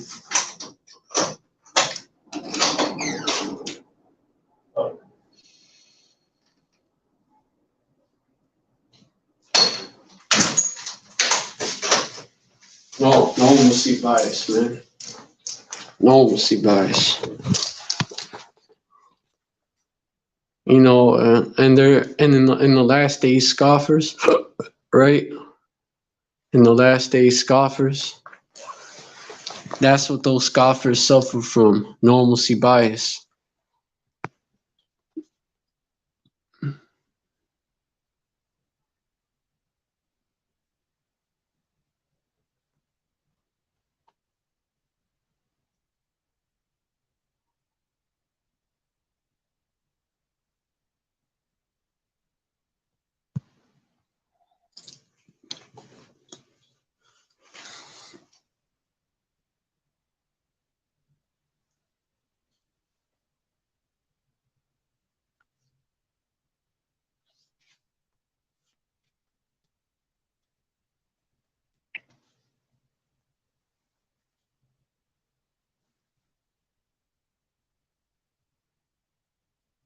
Going back to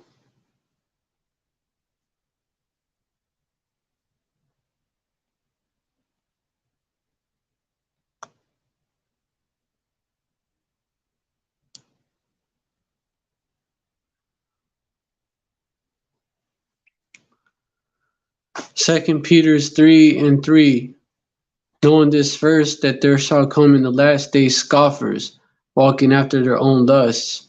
Verse 4, and saying, where is the promise of his coming? For since the fathers fell asleep, all things continue as they were from the beginning of the creation. That's normalcy bias right there. That's normalcy bias. It fits the definition. That's you 2/3, man. That is you 2/3.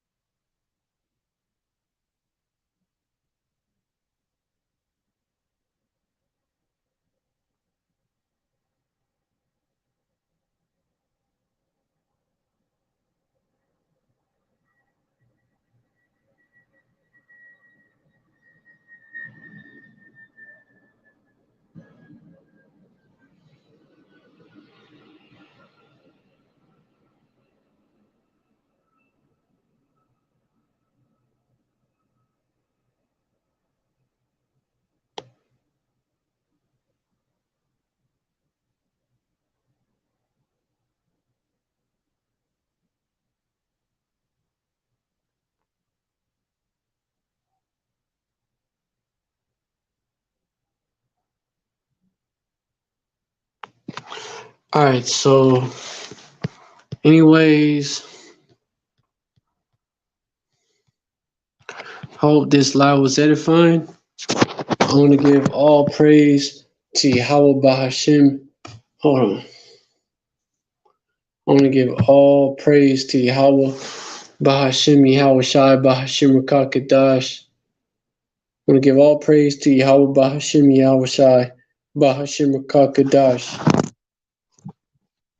Double honors to the apostles and elders of Great Millstone.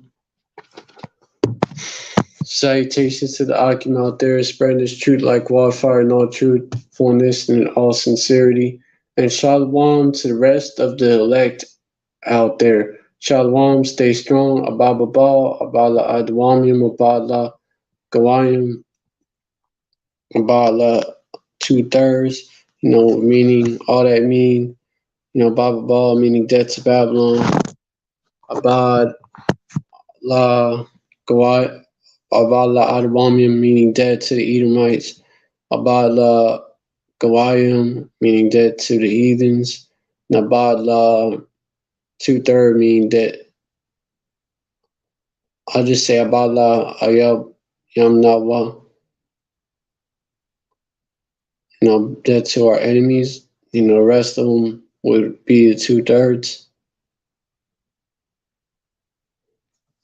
Baruch Shah, Baruch Shah, Baruch Shah, Yahweh Hashem Yahushai. Baruch Shah, Baruch Shah, Baruch Shah, Baruch Shah, Yahweh Hashem Yahushai. Hey, and Shalom to the hopeful elect. Stay strong. We almost out of here. I hope. Yeah, Shalom to the hopeful elect. I hope this live was edifying. Stay up, stay strong. We almost out of here.